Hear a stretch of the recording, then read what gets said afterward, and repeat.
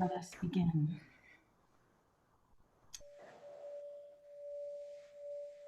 Chapter 2, The Present Moment. If you want to experience the supernatural in your own life by healing your body, creating new opportunities you could never have imagined before, and having transcendent mystical experiences, you first need to master the concept of the present moment, the eternal now. There's a lot of talk about being present or being in the now these days. While most people understand the basics of what that means, not to think about the future or live in the past, I want to offer you a completely different understanding of the concept.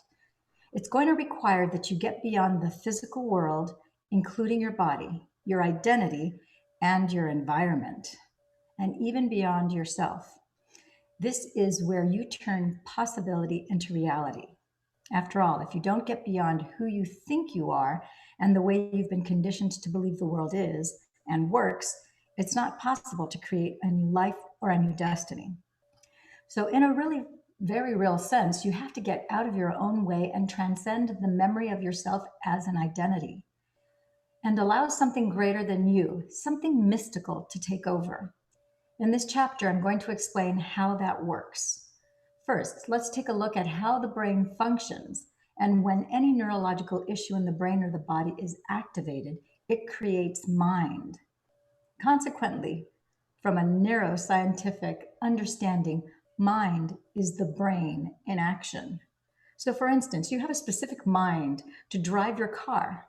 You have another mind to take a shower. You have a different mind when you sing a song or listen to music. You use a specific level of mind to execute each of those complex functions because you've probably done each of these tasks thousands of times. So your brain turns on in a very specific way whenever you do any of them. When your brain is in action as you drive your car, for example, you are in fact turning on a specific sequence, pattern, and combination of neurological networks. Those neural networks, or neural nets, are simply clusters of neurons that work together as a community, just like an automatic software program or a macro, because you've done that particular action so many times. In other words, the neurons that fire together to accomplish the task become more wired together. So, as you consciously choose to perform the task of driving your vehicle, we could say that you are automatically selecting and instructing those neurons in your brain to turn on to create a level of mind. So, for the most part, your brain is a product of the past, and it has been shaped and molded to become a living record of everything you have learned and experienced up to this point in your life. Learning from a neuroscientific standpoint is when your neurons in your brain assemble to form thousands of synaptic connections, and those connections then assemble into complex three-dimensional neurological networks. Think of learning as your brain getting an upgrade. When you pay attention to knowledge or information and it makes sense to you, this interaction with the environment leaves a biological impression in your brain. When you experience something new, your senses write the story neurologically in your brain, and even more neurons come together to make even more enriched connections, upgrading your brain even further.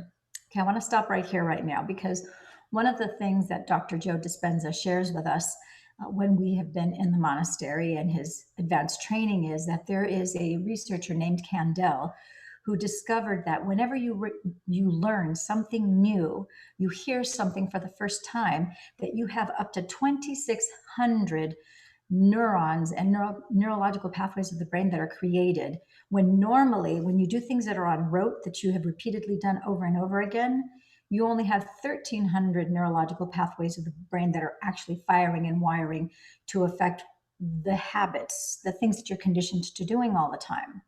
So by your just hearing this information, for example, for the first time, for your having listened and heard Jennifer Crone play the singing bowls at the beginning of this broadcast, that first time experience automatically creates a situation where now your brain has 2,600 neurological pathways of the brains and neurons that are firing and wiring because it's learning and integrating something new.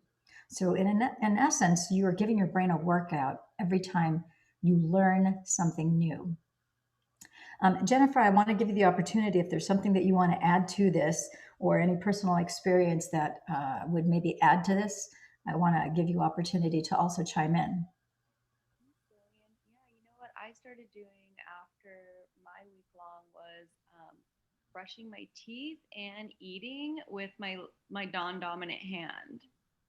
Oh, I love that. Yeah, and that really sort of wakes up the brain and gets out of the routine of the same thing and creates new neural pathways as well. You know, that's it's amazing how you and I are so connected because probably about a week ago, I heard Dandapani, who is a Tibetan monk who is a high priest, and he teaches, his advanced teachings as well. And one of the things that he suggests is that you do exactly that: Oh, is I to love use that. your non-dominant hand to begin to brush your teeth every morning for the next 30 days, so that you start to use different parts of your brain. And so I just started doing that, not even quite, about, I think, 5 days ago. And it's unusual in the morning because it's a different feeling than your dominant hand. Mhm. And I remember the first 2 mornings I remembered right away. The third morning, I remember I went to grab it with my right hand. I'm like, oh, wait a minute, I'm supposed to be doing this with my left hand. And for some reason, it seemed even more unfamiliar that third day than it did the first or second day. And I know that that's just frame of mind. It's probably because I held it first in my right hand. So now I had the contrast of having done it with my right versus my left hand. And so I just keep on doing it every day. And then I noticed how my hand not only feels different, but even the pressure on my teeth as I brush all the inside of my mouth, I notice that it feels different. Mhm. But it is, doing things like that. Another thing that Dandapani also recommends, in addition to brushing your teeth uh, every morning with your non-dominant hand for the next 30 days, he talked a little bit about the Zygarnik effect, which has to do the cycles of completion. When you begin something, that in your brain, you actually have parts of your brain on the subconscious level that knows that you haven't finished that task. So the number of tasks that you have that aren't completed deplete energy from you. And so if you want to empower yourself and take back some of your power and clean that up, you need to close some of those open loops. So one of the first thing he tells people to do when people first start to get coached by him and trained and are taught by him, first thing he tells you to do is start brushing your teeth with your non-dominant hand. And he tells you, if you haven't been making your bed every morning, start making your bed every morning as soon as you get out of bed. Why? Because that signals the completion of the cycle of sleep. You now are telling your body, I'm done sleeping. I'm now wide awake. I'm now going to make my bed. That completes that cycle of action of that portion of the day that involves sleep. And it won't be until the end of the day that you then come back and then you open that new cycle. And he said, you can't start closing all the loops of open loop cycles that you have all at a time. But as you become aware of different things that you have that are cycles of action that are not complete, you can begin to close those and you'll find that you have more energy. That makes total sense. Yeah. I'm curious, where did you learn or where did you get the idea to brush your teeth with your non-dominant hand? I think I saw it in a YouTube video. Some guy, probably some promo for like a Mind Valley masterclass or something. And it just made total sense to me. And so I started doing it in June. And I noticed that it took me like twice as long to brush my teeth because my hand was like sloppy. Mm-hmm. But now I've been doing it since then. And it's now second nature to use my left hand. And so I'm like, okay, well, I wonder if now my brain is used to that. And so it's not as effective anymore. No, So it's still started, effective. The thing is, it's now, it has become, that's your new familiar, right. which Yeah. is exactly what Dr. Joe is trying to tell us. You know, yes, when we first start to do these meditative practices for people who've never meditated before or who have never meditated in this way before, at first it's unfamiliar. And then the more you do it, as you master I'm going to call it lower levels, because you have the beginning, you know, you have, before you go to any of his advanced training, you have that meditative practice. Then you go to his advanced training, and then you have more specific advanced practice that builds on what you learned from the books and from the online progressive and the the extensive week long that he has also online. And so once you get to a live advanced training, you have to have been familiar with that, so that now you can incorporate the breath and all the other elements of the formula. And then, of course, from that stage, once you become familiar with that and start to have, you start to feel, sense, have things happen. And, it's one of those things where it's a lifelong progress. It's going to continue to build moving forward forever now. Yeah, So, totally. so And I it, started doing, I just remembered that I wanted to eat with my non-dominant hand too. And so I just started doing that. And it takes a lot longer to eat as well, but I think that's for the best. yeah, and it's like everything in life, I happen to be ambidextrous. So it's funny because for me to eat, right or left-handed, it doesn't make a difference. I always eat with my non-dominant hand, just as a habit, because my mother kind of tried, there's we were always, it was brought to our attention that, there's the American way of holding your fork and knife, and then there's the European way of holding your fork and knife.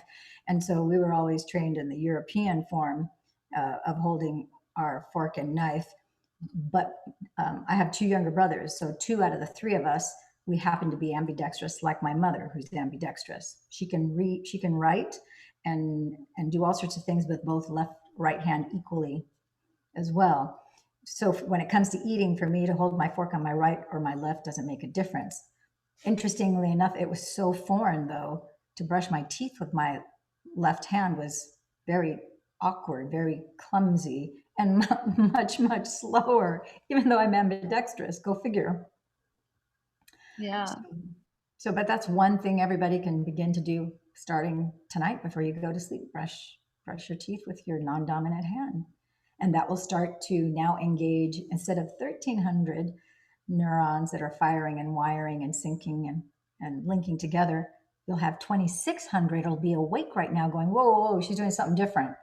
Oh my gosh, wait a minute, wait, we can't just go to sleep and just use 1,300, neurological pathways of the brain. We got to use 2,600. We got to double up the forces because she's doing something unfamiliar.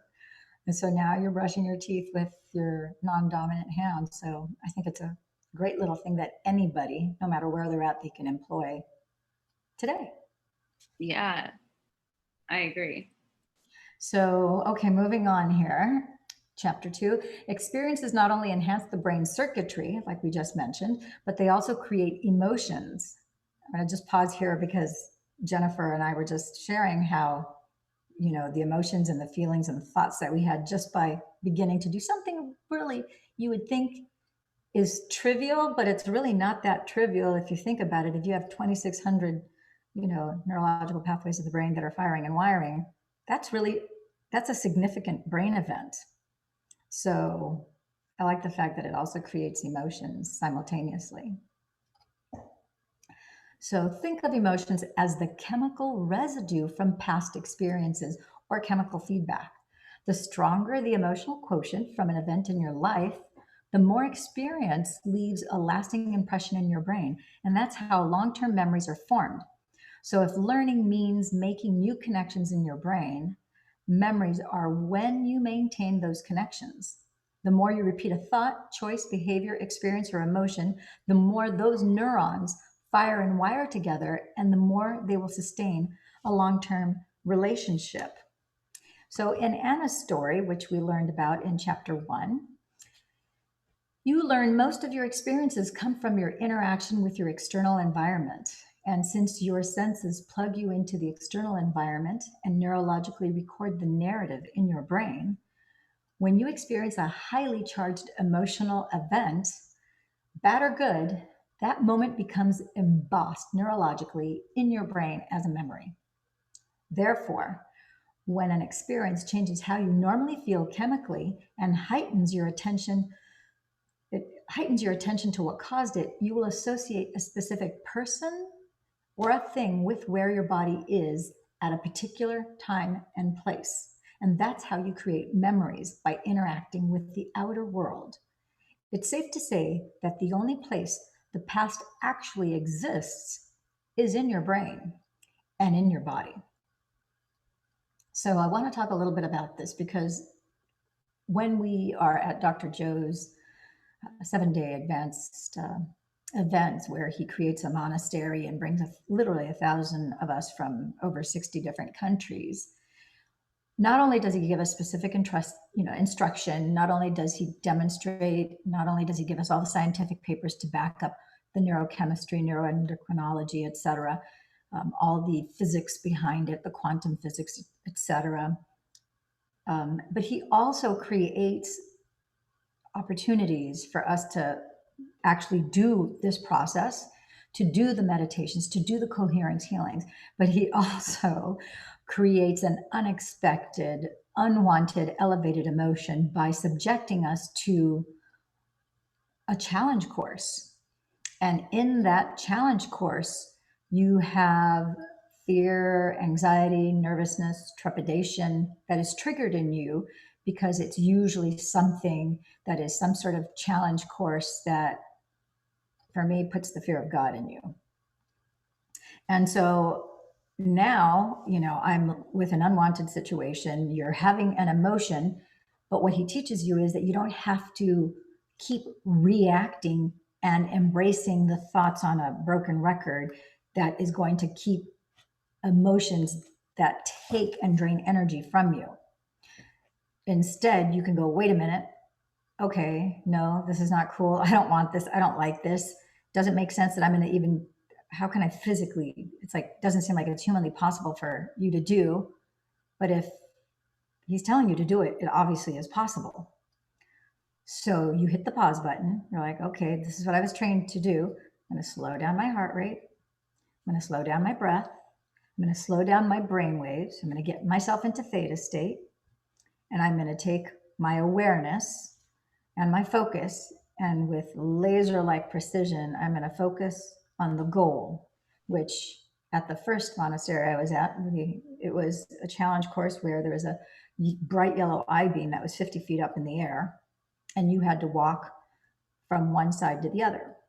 So now you're converting that fear energy that this is impossible. Oh my gosh, the nerves, the shaking, whatever reaction that you're having, you're going, okay, nope.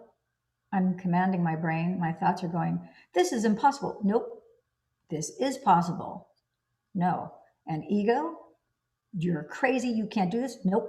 You shut up. You can't, you don't have any room here. It's like, this is not a voice that's helping me right now. So you shut up. Brain, I'm the master, you're the servant. So brain, you do as I say. I need all of my energy and my entire body. I don't know how I'm going to get to the other side, but I got to get to the other side. So I need all of my energy to be like a laser.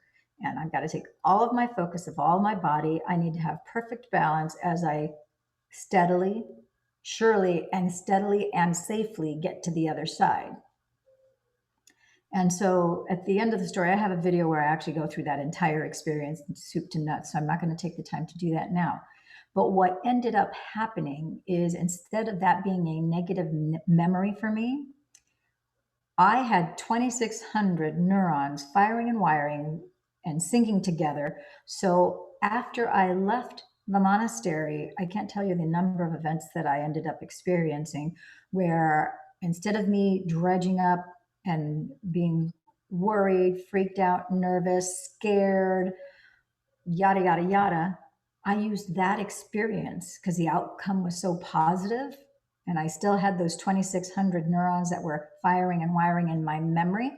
I brought that back up And I said, you know what? I'm going to slow my heart rate down, slow down my breath. I'm going to slow down my brain waves. I'm going to get myself into theta. It's like, no, worry, fear, nervous, freak out, scared, all of that off. Brain, shut up, do as I say. I'm not going to put any awareness, any focus, any attention. I don't want to, that's like a sieve that's losing gas out of a gas tank. Nope, I need all my energy. I have an emergency. I have a crisis. I have an unwanted situation. I need to get a grip. I needed to get into the zone.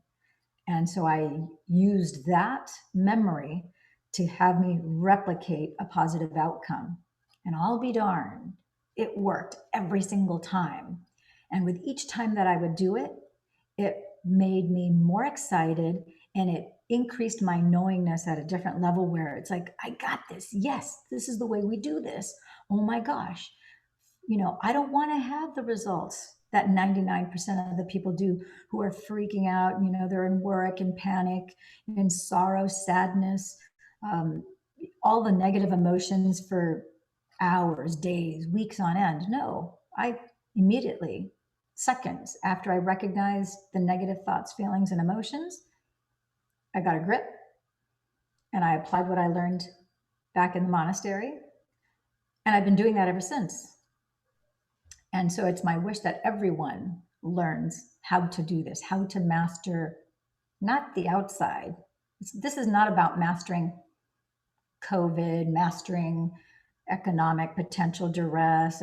This is not about anything on the outside. This is about you, or in my case, as I sit in this jar and you're looking at my label, I have to master me. And mastering me involves me mastering my ego, my brain, and my body. There's three things I have to master: my ego, my brain, and my body, because my brain and my ego might pay attention. And what I learned when I was up in that challenge course was that I got a grip of my brain and my ego, and then my legs started shaking. And I'm going, wait a minute, I'm not afraid. I already got in the zone, but my body started to betray me. So then I had to command my brain, which is what controls my body, because my body is a record of all the past thoughts, feelings, and emotion. So it's bringing up the fear of the past. So I said, brain, shut those legs down. I can't be wasting energy shaking legs. That's unacceptable. Do as I say. Shut those legs down. Stop them from shaking. I need my legs to walk steadily. Can you imagine trying to walk over this I-beam and your legs are shaking? It's going to be a lot harder for you to balance yourself. So I'm like, no, I don't want that. I want my body to be completely at peace so that I can now steadily improve my odds that I'm going to succeed, right? But that's what the real work is mastering ourselves so that we're not fighting ourselves anymore. That's what it means when you hear people, I used to always go, what do they mean that they're fighting themselves? That's what it means. Because you have your brain, your ego, and your body that's fighting the true you that knows better, that has loving thoughts towards you, that knows that nothing is impossible. I'm one with the one. I am the one. And if I put my mind to it, really, if I put my heart, mind, and soul to it, I can do this because I'm not doing it by myself. I'm connecting with the divine in order to do it. So you're not alone. Does that make sense? Yes, beautifully said. So moving on here, the next section says how your past becomes your future. So let's take a closer look at what happens biochemically inside your body when you think a thought or feel an emotion. When you think a thought or have a memory, a biochemical reaction begins in your brain, causing the brain to release certain chemical signals. That's how immaterial thoughts literally become matter. They become chemical messengers.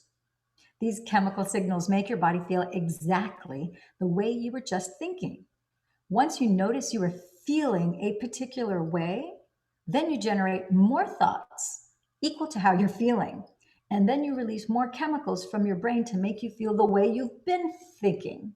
So, for example, if you have a fearful thought, you start to feel fear. And the moment you feel fear, that emotion influences you to think more fearful thoughts. And those thoughts trigger the release of even more chemicals in the brain and body that make you continue to feel more fear. The next thing you know, you get caught in a loop where your thinking creates feeling and your feelings create thinking. So if thoughts are the vocabulary of the brain and feelings are the vocabulary of the body, and the cycle of how you think and feel becomes your state of being, then your entire state of being is in the past. So when you fire and wire the same circuits in your brain over and over again, because you keep thinking the same thoughts, you're hardwiring your brain into the same patterns. So as a result, your brain becomes an artifact of your past thinking. And in time, it becomes easier to automatically think in the same ways. So at the same time, as you repeatedly feel the same emotions over and over again, since, as I just said, emotions are the vocabulary of the body and the chemical residue of past experiences, you are conditioning your body into the past. So now let's look at what it means for you on a day-to-day basis. Given what you just learned about feelings and emotions being the chemical and products of past events, the moment you wake up in the morning and search for the more familiar feeling called you're starting your day in the past. So when you start to think about your problems, those problems which are connected to the memories of the past and experiences of different people or things at certain times and places, create familiar feelings such as unhappiness, futility, sadness, pain, grief, anxiety, worry, frustration, unworthiness, or guilt. If those emotions are driving your thoughts and you cannot think greater than how you feel, then you are also thinking in the past. And if those familiar emotions influence the choices you are going to make that day, the behaviors you're going to exhibit, or the experiences you are going to create for yourself, then you're going to appear predictable and your life is going to stay the same. Now, let's say after you wake up, you turn off your alarm, and as you lie there in bed, you check your Facebook, your Instagram, your WhatsApp, your Twitter, your text, your emails, and then the news. Now you are really remembering who you are as you reaffirm your personality and connect to your past present personal reality. Then you go to the bathroom, you use the toilet, brush your teeth, take a shower, get dressed, and then head for the kitchen. You drink some coffee and eat breakfast. Maybe you watch the news or check your email again. It's the same routine you follow every day. Then you drive to work using the same old route. When you get there, you interact with the same coworkers that you saw the day before. You spend your day performing pretty much the same duties that you performed yesterday. You might even react to the same challenges at work with the same emotions. Then after work, you drive home, maybe you stop at the grocery store and buy the food you always like to eat. You cook the same food for dinner and watch the same television show at the same time while sitting in the same place in your living room. Then you get ready for bed in the same way you always do. You brush your teeth with your right hand, starting from the upper right side of your mouth. You crawl into the same side of the bed. Maybe you read a little, and then you go to sleep.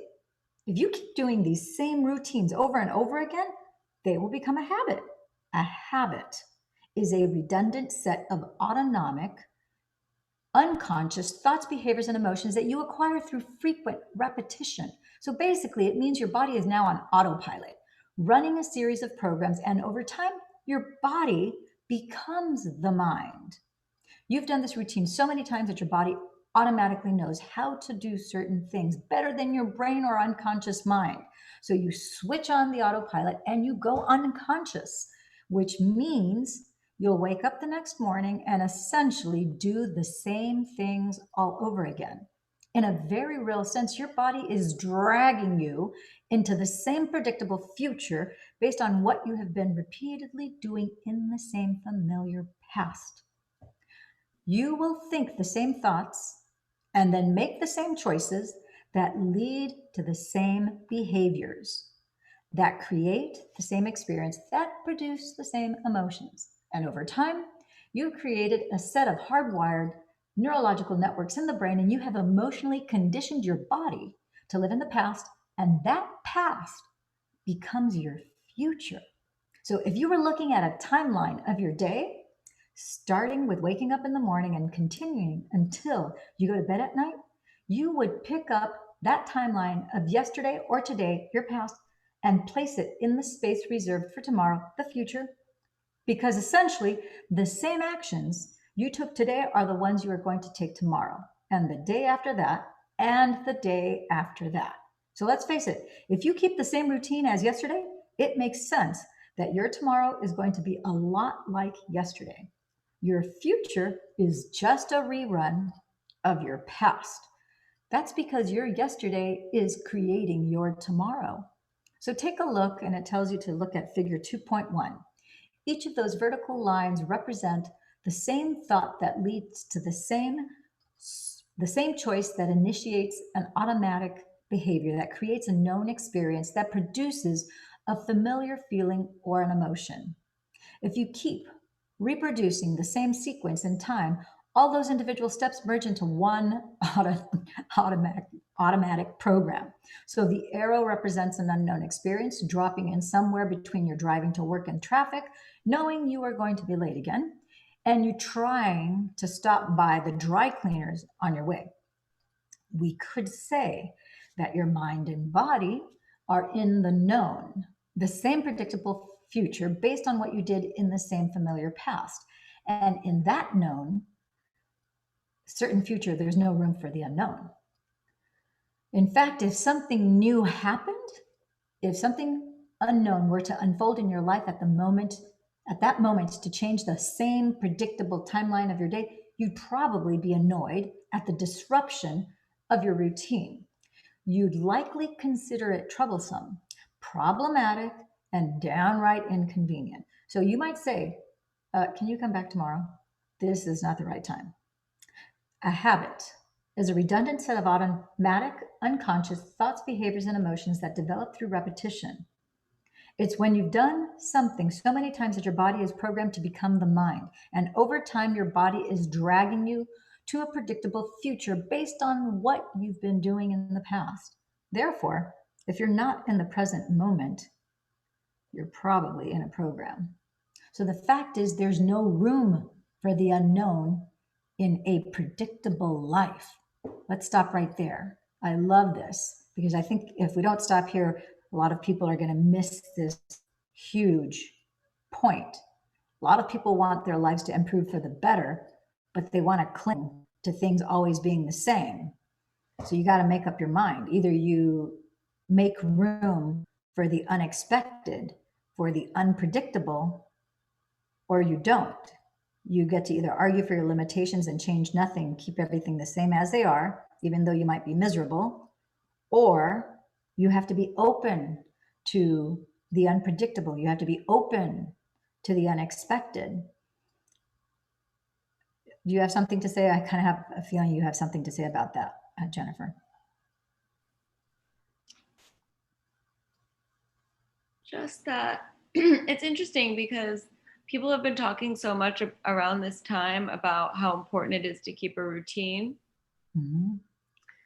And I always say in my head, like, routine lulls the brain to sleep, which I've heard Dr. Joe say so many times. Mm-hmm. But I think that it's important. But then, like, people like us who do the work meditate every single day, usually like right when we wake up. And so I've thought about, like, well, is that a routine? And so I don't think all routines are bad. No. And I think ritual is important as well, like certain things we do every day. I just think it's important to note what they are, and if the things we're doing every day are bringing us closer to our future selves that we want to become, that we're creating, yes. Or, you know, like, I definitely think first thing in the morning checking your phone is the worst thing you can do. Mm-hmm. The first thing I do when I wake up is consciously love my body and recite my affirmations in my head before I even open my eyes, Mm-hmm. and change my state right away. Yeah. And so, like, that's a routine, yes, but that's a routine that's helping. Yeah, it's feeding positive back into your body to pave the day. Yeah. Yeah. Yeah. And even, well, for example, you know, there are certain routines that are absolutely, you know, routines and rituals that are absolutely necessary, like waking up in the morning, like brushing your teeth every morning, like eating. But something like you said about meditation, yeah, we meditate every day, multiple times a day, but we don't have a ritual or a routine in the meditation where our expectation is that each meditation is going to has this particular outcome. We have built into the meditations where we do expect the unexpected because we know that we have to have the act. We have to, we do have to let go and we have to surrender. There's a part you come with an intention in your meditation. And, of course, this is after you have set your heart, you have heart and brain coherence and you're in that theta state. You have an intention, you have a mind picture, a mind movie in your mind's eye of exactly the outcome that you're looking, whether you're broadcasting love for the greater good of all, whether you're, trying to manifest a new job, a new partner, a new love interest, a new car, or whatever. You're trying to manifest, no longer having diabetes, so you're focusing on optimizing health, or maybe you broke your hip and now you're visualizing and your intention is to be completely healed again. So, despite the fact that you have an intention, we're still taught with Dr. Joe, yeah, you go ahead, you go there with that intention, but there's always this aspect of us that is open to the unexpected. Because I know that, as you know, and I shared this with you a few times, where on March 22nd, Dr. Joe had meditations that started from 9 in the morning till 3 in the afternoon. It was basically solid from 9 a.m. to 3 p.m. And the only thing is that we would stop at the top of every hour for like 5 minutes so we could go to the bathroom, get water, and then resume the meditation. And my pure intention for that entire time was I was showing up, and for the last like 5, 6 weeks, my intention and my meditations have been to spread heart coherence and love and joy to the entire globe, so that every being that's on the globe receives that love, because I know that then they'll entrain to that love vibration. And if there's anything that's not resonating, that's dissonant, any kind of disease, any kind of just thing that isn't right, that then they'll be elevated and they'll be free from that. They'll be healed. So that's been my intention. And despite my intention being just coming from that place, and I was so excited because it's such a great feeling to do. And so there's a lot of, all of us, every group meditation I know that I've been and that you've been, there's always that sense of joy and anticipation because it's a really cool thing to do. It's cool to do alone, but it's magnified when we do it with others.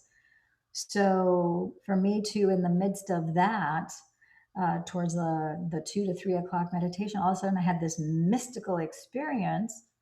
Well, the reason why that came in is because I didn't resist what was being revealed to me. And the next thing I knew, I was gone. I didn't know where I was going to, but I don't even really know how it happened. But most things in our meditations, we don't know how they happen. You're just in that open state where you're not fearing, you're affirming, that you're letting go, because that's your intention. You are intending to let go, to surrender. You're open to the progress. You're open to that infinite intelligence to come to you, through you, whatever languaging, doesn't matter. You're open. And in that openness, that's where the unpredictable, the unexpected can come in and meet you and change you and do things to you. And I think people need to know that the unpredictable, the unexpected doesn't necessarily have to be bad. Sometimes even when you have bad things, they may be bad or seemingly bad in the moment. And then later you realize, wow, if that hadn't happened, I wouldn't have had all this other awesome stuff happen. I'm actually glad that happened, even though it was kind of like, and you're like, wait a minute, I got to slow down, yada, yada, yada. And you allowed the unexpected and the unpredictable to come forth. And I kind of feel like we're in a circle, because it's like, that's getting out of your own way to allow the divine to come in and to do these magical things. What does that make sense to you, Jennifer? That makes total sense to me. Yeah, definitely. Yeah. Um, and I think when we have that pure intention, like you said, of sending out love to everyone, it's just even more.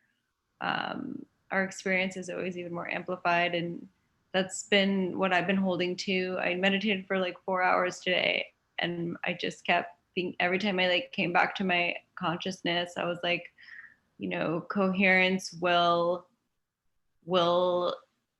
entrain incoherence, and order will entrain chaos.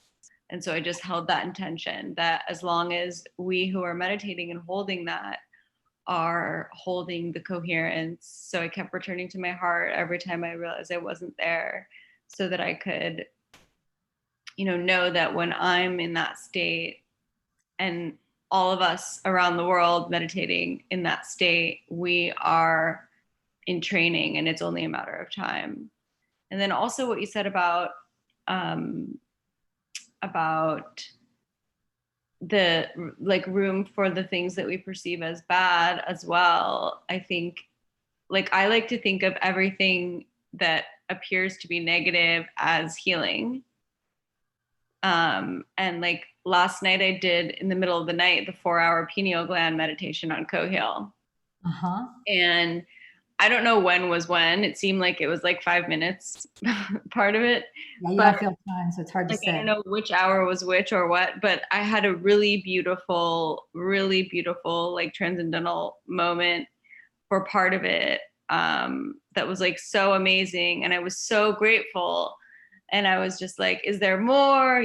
Like, just so much gratitude. And then in the next part, like I said, I have no idea like which hour this was or whatever. But in the next part, I had this really terrible pain for what seemed like an hour, and in pain that I haven't had before. And I was just like, wow, like, how is this possible that this is following what I just had that was so beautiful?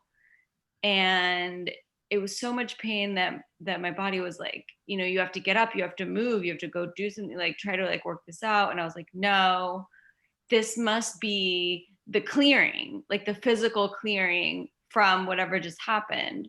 So whereas like my ego mind and my body itself both wanted to be like, this is terrible, and Yeah, stop, I was just like, no, I'm just going to trust that this is healing and this is clearing something that I didn't even know needed to be cleared. exactly. Oh, that is so beautiful because, yes, in sometimes it is painful to remove unwanted energies because your physical body's going, no, I don't want to let this go. This is, we're used to this. This is familiar, even though this is painful and it's causing you grief.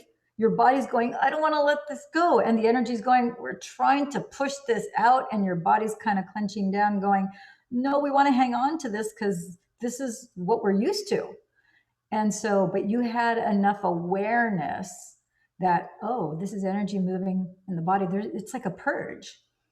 And you knew not to be afraid of the pain, that that pain was just there to have you recognize that something needed to be let go of. And so you let it move through you and out of you. And if you hadn't, then it would still be with you. And at some point in the future, you would have to eventually let it go. Or if you choose to never let it go, the divine is not going to take away your free will. It's all up to you. Do you want to hold on to it? Or do you really want to let it go? Because if you let that go, can you imagine what else is going to come in? Something good is going to take the place of that unwanted. Yeah, great point. Yeah. So that's fantastic. Wow. And that's funny that you mentioned the thing about pain because I remember a few years ago that I would identify. I didn't know it. It was like an unconscious thing where I was afraid of pain. It wasn't often that I would have pain, but if I had pain would invoke fear in me. For some reason, if I had a pain, it would make me afraid. And it's like, why are those two linked together? I don't know. I don't know what happened in my life to make me equate pain to triggering fear, but it was there. And then I had to recognize it's like, you know what? No. It's like, pain is pain. It's trying to show me something. So there's no reason to be afraid of that. Yeah, have you heard the acronym for pain? Pay attention inside now. Oh, no, I've never heard that before. I love that. Pay attention inside. Oh, that is awesome. I got to write that down. Beautiful, right? Pay attention Inside now. inside. Never heard that. That is a great acronym. Yeah, I think, the pain is a messenger. Yeah. And as long as we stay in the awareness, okay, pain, what is this pain? And don't identify with it, but this pain is here to teach me something. And what is it here to teach me? And where I am at is like, I don't even really, if I need to know, great, show me. But I'm also I'll just let it go, whatever it is, I'll just let it go. I don't have to examine it and do work No. around it always. We can just let it go too. Yeah. Yeah. And you know what? That's part of the act of, like Dr. Joe says, you have to let go. You have to surrender. You need to be willing for the energy. Because sometimes we're so conditioned to having to do everything. The only doing that we need to do in this practice is the surrendering and letting go. Because as you and I have both experienced, sometimes the energy of the divine that manifests either as angels or as beings from other dimensions, or sometimes we don't even know what it is that's going on, but it starts working on you and you have no control. But in order for that to happen, you have to let go and surrender. Then those beings come in and do whatever it is, and you're just there experiencing it, and you don't really have to do anything. And then before you know it, it's done. Now, what is done? I have no idea. But afterwards, it's an extraordinary experience. But then afterwards, then little by little, you start realizing this change, that change. You're like, oh my gosh! So that must be from that biological upgrade. That's what Dr. Joe calls those biological upgrades. Whenever you have energy moving throughout your body like that, that's uncontrollable. You're getting a biological upgrade. Yes, you are. Yeah, that's funny. I didn't know until after I finished meditating. I meditated most of today, which was not my intention. My original intention was I had certain things I was going to do from 12 to 6 p.m. None of those things got done. But I've been like really sensitive to the energy of just everything around me, from a larger perspective, especially as we do these meditations. You know how your awareness, because he takes us into, literally into the void, into outer space, like way far out. So I just had this feeling, attraction or inclination to just be in meditation. So I just, I'm like, I just meditated really most of the day. And then before I knew it, when I finally finished and I looked at my clock, it was 9:19 p.m. I said, oh my gosh, I spent the entire day meditating. Like, that is so cool. I had some insights and stuff, but nothing spectacular happened. But I did notice that I kept on having here and there intermittently, I kept on having like this funny little pain in the middle of my chest. And I haven't had pain before in any meditation. So I thought, what is that? Why is it that I'm feeling kind of a piercy kind of a pain, like right in the middle of my chest? And then I thought, I wonder if it's because I've been really, in my meditations, I've been very mindful, very much intending to completely open my heart and to really broadcast the frequency of love, as far as I possibly can. Maybe it's because maybe I haven't exercised. This is me intellectualizing because I don't know. I'm just sharing this with you and whoever's listening to this at the same time. But I think that's the only logical explanation. I thought it's like maybe I've never broadcasted this much love this long, and maybe it's just the reaction of the human body to that amount of energy. You know what I mean? but I don't know. I just know that I kept on having, here and there, and it would sometimes catch my attention, and I'm like, okay, it's not a big deal. It's like I knew it wasn't anything to worry about. It's just that something it was unexpected, but I knew that it was also energy moving. So I'm like, okay, I think I'm taking it as a good sign, just as you were taking, your pain that you were feeling as a good sign. It's like, okay, something's happening. So, okay, I'm going to continue on here. So, but being predictable is not how the unknown works. That's for sure. The unknown is unfamiliar, uncertain, but it's also exciting because it occurs in ways you cannot expect or anticipate.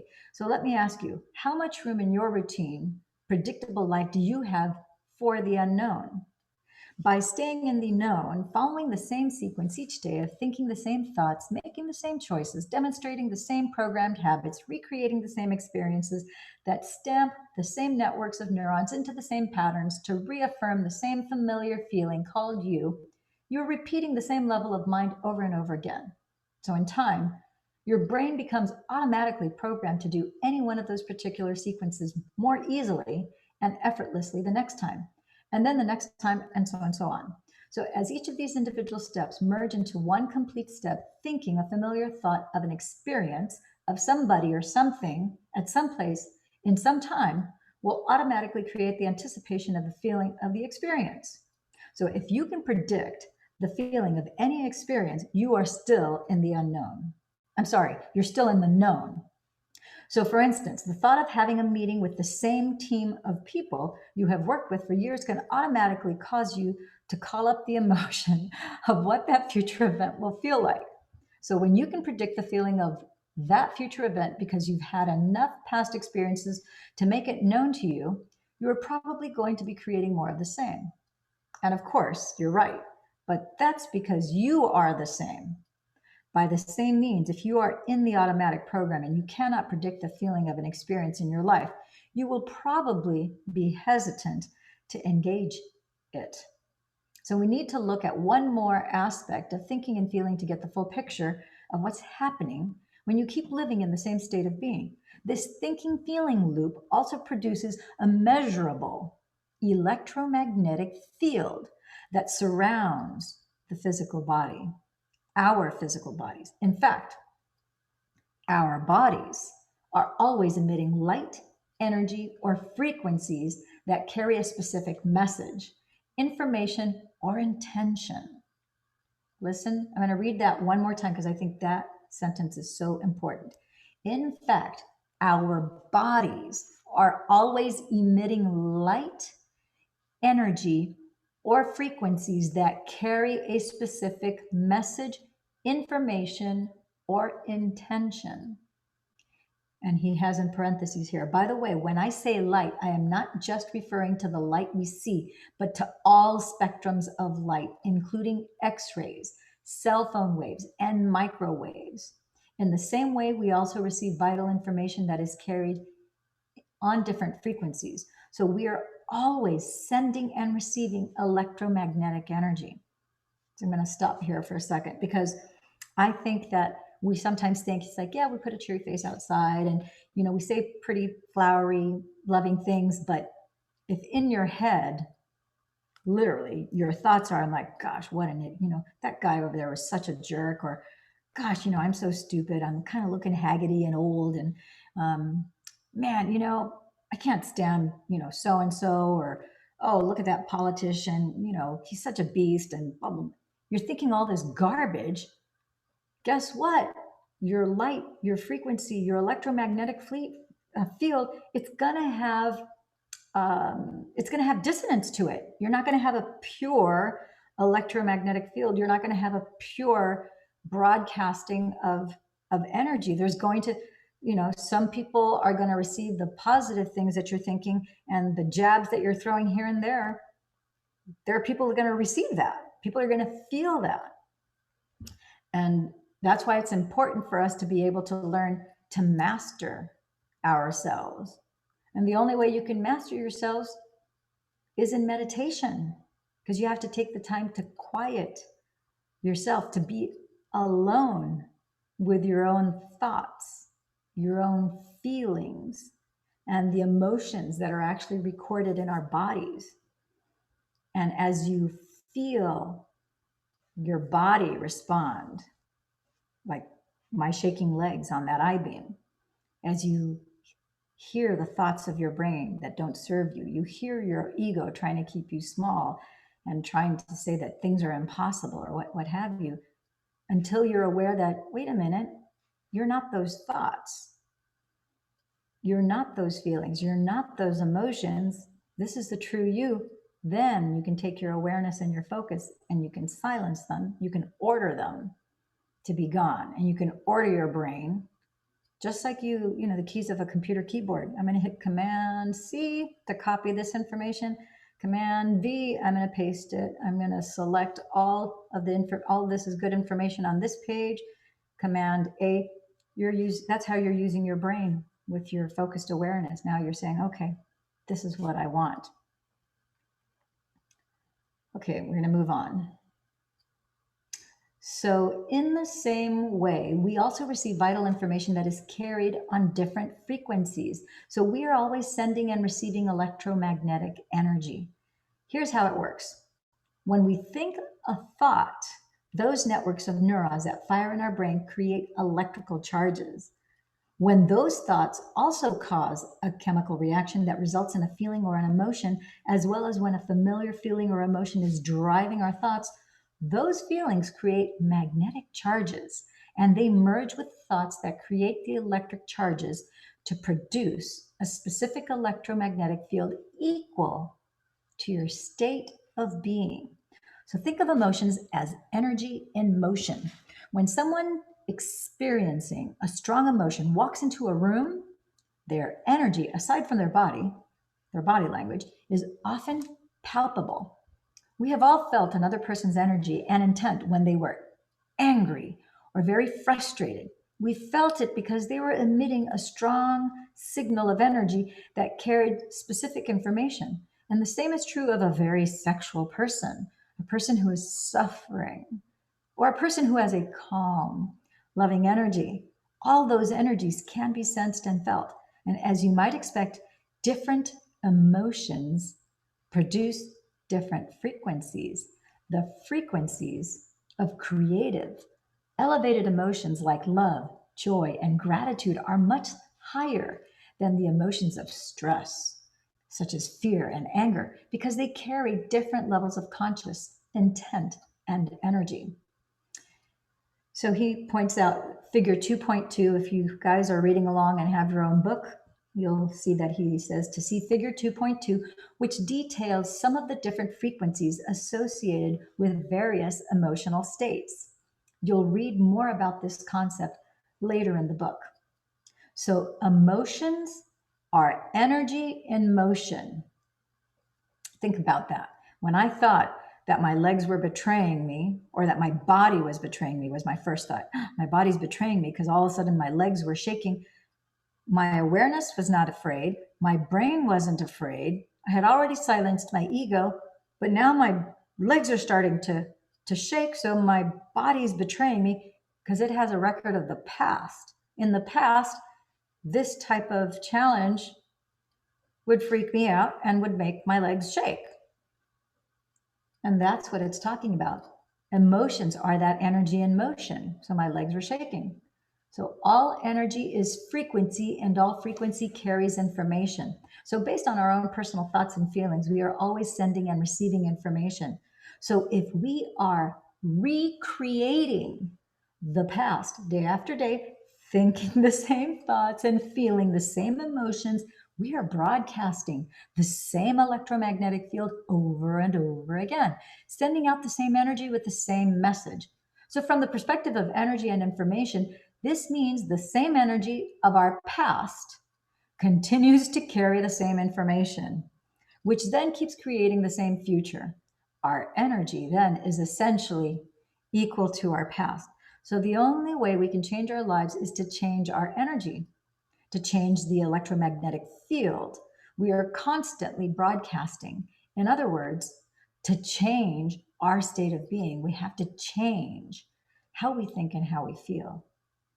If where you place your attention is where you place your energy, the moment you put your attention on familiar feelings and memories, you are siphoning your energy into the past, out of the present. In the same way, if your attention is constantly on all the people you have to see, the places you have to go, the things you have to do at certain times in your known familiar reality, then you're siphoning your energy out of the present moment into the predictable future. So if where you place your attention is where you place your energy, a key concept you'll read more about later in this chapter, then the moment you place your attention on a familiar emotion, your attention and your energy are in the past.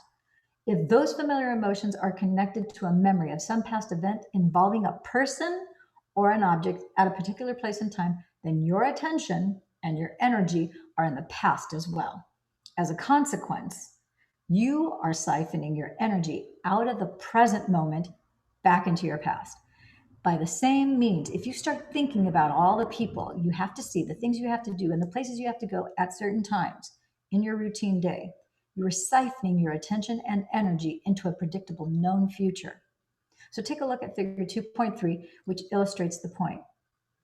All of your energy is now completely commingled with those known experiences in that specific line of time. Your energy is creating more of the same, and your body is going to follow your mind to the same events in your same reality. So your energy is being directed out of the present moment into the past and the future. So as a result, you have very little energy left to create an unknown experience in a new timeline. Figure 2.3 also shows you how the electromagnetic energy you emanate is a vibrational match with everything known to you. So as you start your day, when you have the thought of the toilet, and the next thing you know,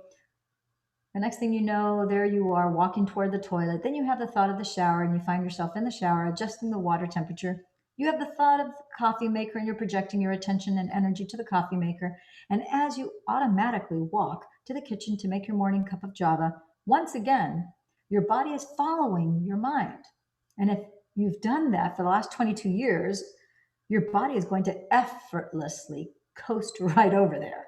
Your body is always following your mind. But in this case, it's been repeatedly following your mind to the known. And that's because that's where your attention and therefore your energy is. So let me ask you this. Could it ever be possible for your body to start following your mind to the unknown? If so, you can see that you would have to change where you put your attention. And that would lead to changing your energy, which would require you to change how you think and how you feel long enough for something new to happen. While it may sound incredible, this is indeed possible. It makes sense that just as you move your body, and just as your body has been following your mind to every known experience in your life, like the coffee maker every morning, if you were to start investing your attention and energy into the unknown, your body would then be able to follow your mind into the unknown, a new experience in the future, priming your mind and body for a new future. So if you are familiar with my work, you know that I'm in love with the concept of mental rehearsal. I am fascinated by how we can change the brain as well as the body by thought alone. Think about that for a moment. If you focus your attention on a specific imagery in your mind and become very present with the sequence of repeated thoughts and feelings, your brain and body will not know the difference between what is occurring in the outer world and what is happening in your inner world. So when you're fully engaged and focused, the inner world of imagination will appear as an outer world experience, and your biology will change accordingly. That means you can make your brain and your body look as if a physical experience has already happened without having the actual experience.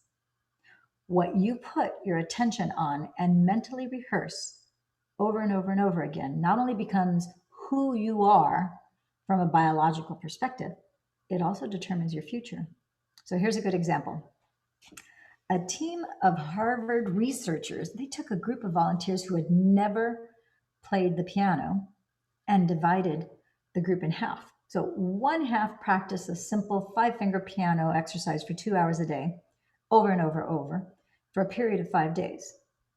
The remaining half did the same thing, but just by imagining they were sitting at the piano without physically moving their fingers in any way. The before and after brain scans showed that both groups created a dramatic number of new neural circuits and new neurological programming in the region of their brains that controls finger movements, even though one group did so by thought alone. Think about this. The folks who mentally rehearsed the actions had brains that looked like the experience had already happened, even though they never lifted a finger.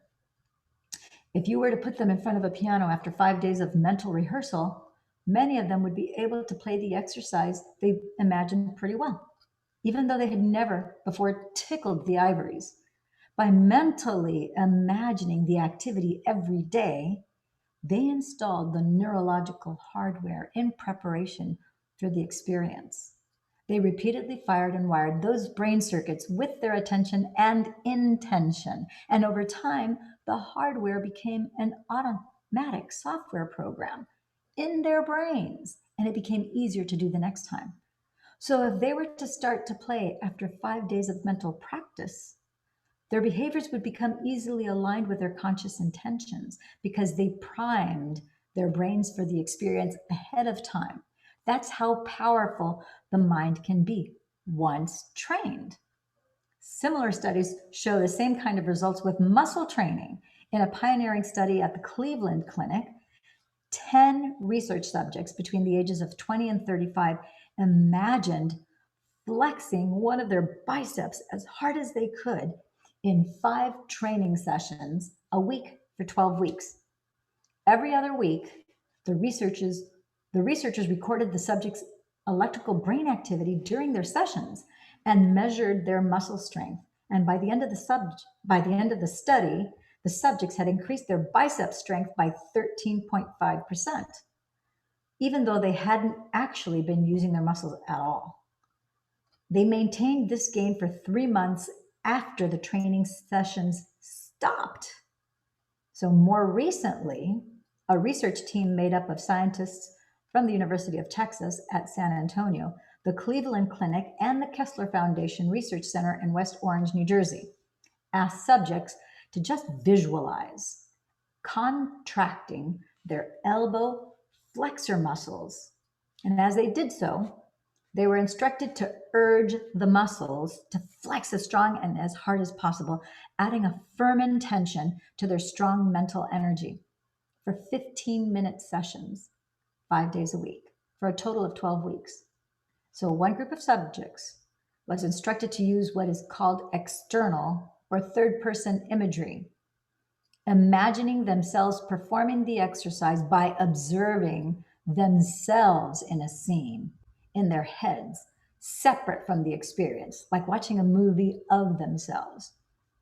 The second group was instructed to use internal or first person imagery. So imagining that their bodies, as they existed right then in real time, were doing the exercise, making it more immediate, and realistic. So a third group, the control, did no practice. The group using external imagery as well as a control group showed no significant change, but the group using internal imagery showed a 10.8% increase in strength. So another team of researchers from Ohio University went so far as to wrap the wrists of 29 volunteers in surgical casts for a month, ensuring they wouldn't be able to move their wrists even unintentionally. Half the group practiced mental imagery exercises for 11 minutes a day 5 days a week, imagining they were flexing their immobilized wrist muscles while actually remaining completely still. The other half, the control group, did nothing. At the end of the month, when all the casts came off, the muscles of the imagery group were twice as strong as those of the control group. Each of these three muscle studies show how mental rehearsal not only changes the brain, but can also change the body by thought alone. In other words, by practicing their behaviors in their mind and consciously reviewing the activity on a regular basis, the bodies of the subjects looked like they had been physically performing the activity, and yet they never did the exercises. Those who added the emotional component of doing the exercise as hard as possible to the intensity of the mental imagery made the experience even more real and the results more pronounced. So, in the piano playing study, the brains of the research subjects looked as though the experience they'd imagined had already happened because they had primed their brains for the future. In a similar way, the subjects in the muscle flexing studies changed their bodies to look as if they had previously experienced that reality just by mentally rehearsing the activity through thought alone. So you can see why when you wake up in the morning and start thinking about the people you have to see, the places you have to go, the things you have to do in your busy schedule, that's mentally rehearsing. And then you add an intense emotion to it like suffering or unhappiness or frustration, just like the elbow flexor volunteers who urge their muscles to flex without moving them at all. You are conditioning your brain and body to look like that future has already happened. Since experience enriches the brain, and creates an emotion that signals the body, when you continuously create an inward experience, that is as real as an outer experience. Over time, you're going to change your brain and body just like any real world experience. In fact, when you wake up and start thinking about your day, neurologically and biologically, chemically, and even genetically, which I will explain in the next section, it looks as though that day has already happened for you. And in fact, it has. Once you actually start the day's activities, just as in the experiments above, your body is naturally and automatically going to behave equal to your conscious or unconscious intentions. If you've been doing the same things for years on end, those circuits, as well as the rest of your biology, are more readily and easily activated. That's because not only do you prime your biology every day with your mind, but you also recreate the same physical behaviors in order to reinforce those experiences further in your brain and in your body. So, and it actually becomes easier to go unconscious every day because you keep mentally and physically reinforcing the same habits over and over again, creating the habit of behaving by habit. So, making genetic changes. Before we move on there, I do want to say something that whenever I have had an unwanted challenge, emergency, surprise, an unexpected situation that is unwanted, unacceptable. Like, for example, when I had my phone stolen when I was in Sardinia, I'm like, oh my gosh. First, I thought it was lost, and then I realized it was stolen. Well, I had to get my phone back, my boarding pass, all of my plans. I mean, I needed my phone for more than just texting and checking email. I had just, all my travel plans, everything was in there. So I had to get my cell phone back. So I immediately, once I realized that it was stolen, I'm like, okay, I got to slow my heart rate down, slow down my breathing. I have to get into theta state. And I had to focus on what it was that I wanted, which was I immediately started visualizing the how I didn't figure out. I just saw someone putting the cell phone back in my hand and my just going, oh my gosh, you're a rock star. You're so awesome. You're so phenomenal. In my mind's eye, I saw a man, and I did have a man, a young man who was like 25 years old, who actually, he's the one who helped me find, and get back and recover the phone. And then I'm like, you're a Superman, you're a rock star, blah, blah, blah, blah. And it was interesting because as I created that image in my mind of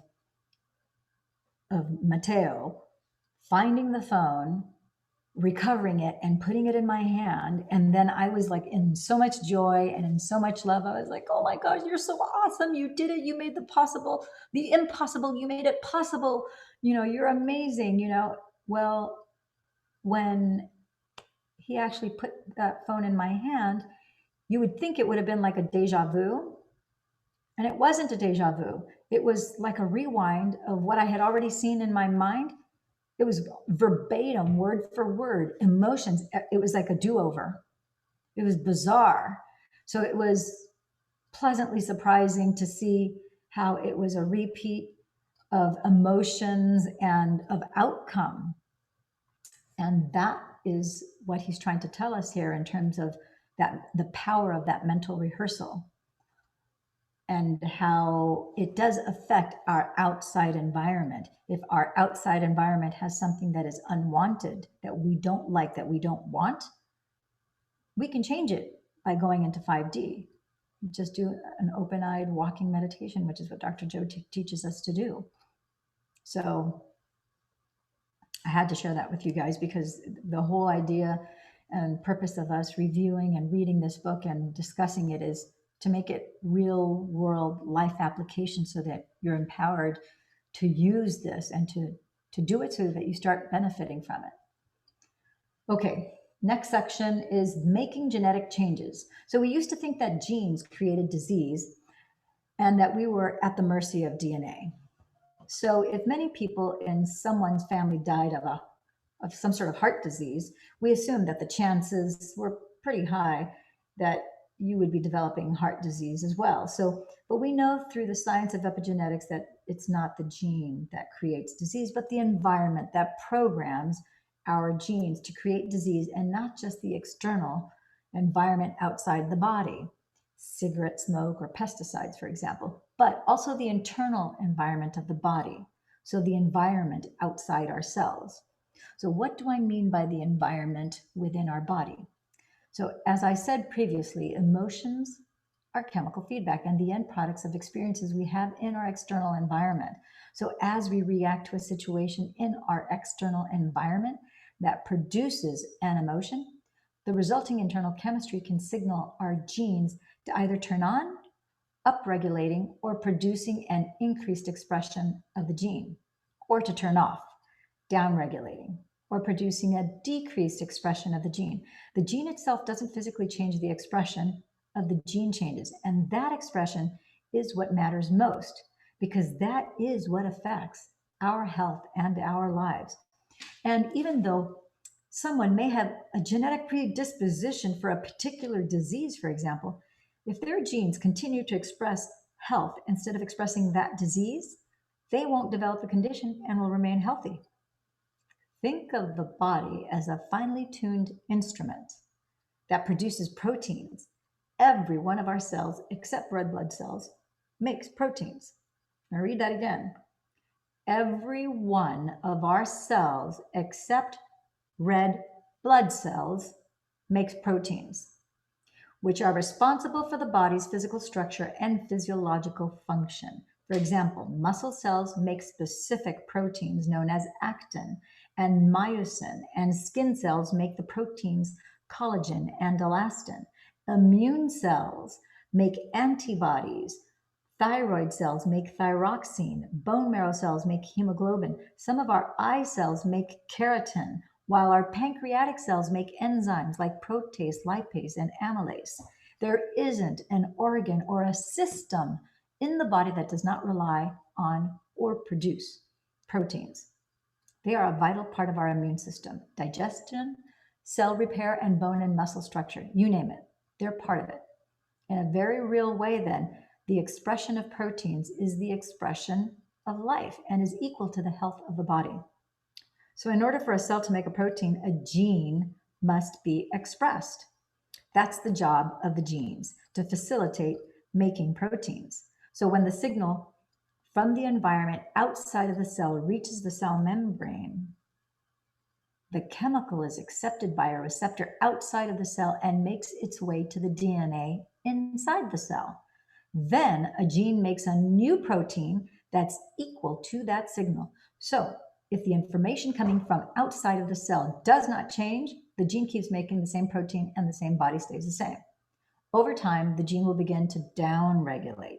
It will either shut off its healthy expression of proteins or it will eventually wear out, like making a copy of a copy of a copy of a copy, causing the body to express a different quality of proteins. Different classifications of stimuli upregulate and downregulate genes, and we activate experience-dependent genes, for example, by doing new things or learning new information. These genes are responsible for stem cells getting the instructions to differentiate, transforming into whatever type of cell the body needs at that particular time to replace cells that are damaged.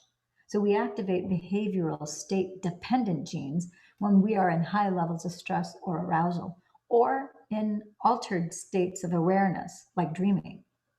You can think of these genes as a fulcrum of mind-body connection because they provide a link between our thoughts and our bodies, allowing us to influence our physical health through various behaviors. Meditation, prayer, or social rituals, for example. When genes are altered in this way, sometimes within minutes, those altered genes can then be passed on to the next generation. So when you change your emotions, you can change the expression of your genes, turning on and others off, because you are sending a new chemical signal to your DNA, which can then instruct your genes to make different proteins, upregulating and downregulating to make all kinds of new building blocks that can change the structure and function of your body. For example, if your immune system has been subject to living in the emotion of stress for too long and has certain genes activated for inflammation and disease, you can turn on new genes for growth and repair and switch off the old genes responsible for disease. And at the same time, these epigenetically altered genes will begin to follow new instructions, making new proteins and programming the body for growth and repair and healing. So this is how you can successfully recondition your body to a new mind. So as you read earlier in this chapter, this means that if you're living by the same emotions day in and day out, your body believes it's in the same environmental conditions. Then those feelings influence you to make the same choices, causing you to demonstrate the same habits that then create the same experiences that then produce the same emotions all over and over and over again. So thanks to these automatic programmed habits, your cells are constantly being exposed to the same chemical environment outside your body, in your environment, as well as outside the cells, but within your body. So that chemistry keeps signaling the same genes in the same way. And so you're stuck because when you stay the same, your genetic expression stays the same. And now you are headed for genetic destiny because you don't have any new information coming from the environment. But what if the circumstances in your life change for the better? Shouldn't that also change the chemical environment surrounding your cells? Yes, that happens, but not all the time. If you spent years conditioning your body to the cycle of thinking and feeling, and then feeling and thinking without realizing it, you've also conditioned your body to become addicted to those emotions. So simply changing the external environment by, say, getting a new job doesn't necessarily break that addiction any more than someone addicted to drugs would be able to stop their cravings just by winning the lottery or moving to Hawaii, because of the thinking feeling loop. Sooner or later, after the novelty of the experience is over, most people return to the baseline emotional state. And the body believes it is in the same old experience that created the same old emotions. So if you were miserable in your old job, but managed to get a new one, you might be happy for a few weeks or even a few months. But if you had spent years conditioning your body to be addicted to misery, you would eventually return to that old emotion because your body would crave its chemical fix. Your outer environment may have changed, but your body will always believe its internal chemistry more than its external conditions. So it remains emotionally locked into your old state of being, still addicted to those old emotions. That's just another way of saying you're still living in the past. And because that internal chemistry hasn't changed, you can't change the expression of your genes to make new proteins in order to improve the structure of the structure or the function of your body. So there's no change in your health or your life. That's why I say you have to think greater than the way you feel to make any real lasting changes. So in the winter of 2016, at our advanced workshop in Tacoma, Washington, my team and I performed a study on the effect elevated emotions had on immune function, taking saliva samples from 117 subjects at the start of our workshop, and then 4 days later at the workshop's conclusion. We measured immunoglobulin, which is IgA, a protein marker for the strength of the immune system.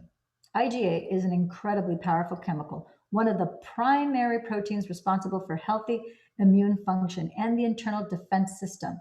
It's constantly fighting a barrage of bacteria, viruses, fungi, and other organisms that invade or are already living within the body's internal environment. It's so powerful that it's better than any flu shot or any immune system booster you could ever possibly take. When it's activated, it's the primary internal defense system in the human body. So when stress levels, and therefore the levels of stress hormones like cortisol, go up, this lowers the levels of IgA, thereby compromising and downregulating the immune system's expression of the gene that makes the protein.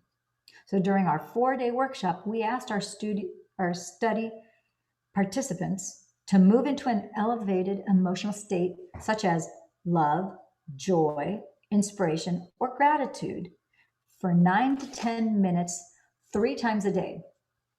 If we could elevate our emotions, we wondered, could we boost our immune system? In other words, could our students upregulate the genes for IgA simply by changing their emotional states? Well, the results amazed us. Average IgA levels shot up by 49.5%. The normal range for IgA is 37 to 87 milligrams per deciliter. But some people measured more than 100 milligrams per deciliter at the end of the workshop. Our test subjects showed significant, measurable epigenetic changes without having any significant experiences in their external environment. By attaining states of elevated emotion, even for just a few days, just 4 days, their bodies began to believe that they were in a new environment. So they were able to signal new genes and change their genetic expression, in this case, the protein expression of the immune system. And I want to see if I can show you from I don't know if you guys can see, and I'm holding this up to the camera so that you could see the diagram. I have my paper book on the other side of the room, otherwise I would bring that up to the camera. For chapter 3, I'll be sure to do that. Okay, that is incredible. Just 4 days.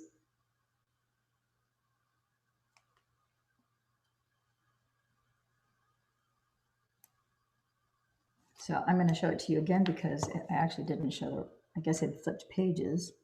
So here you go again. Now you see the diagram? Okay. So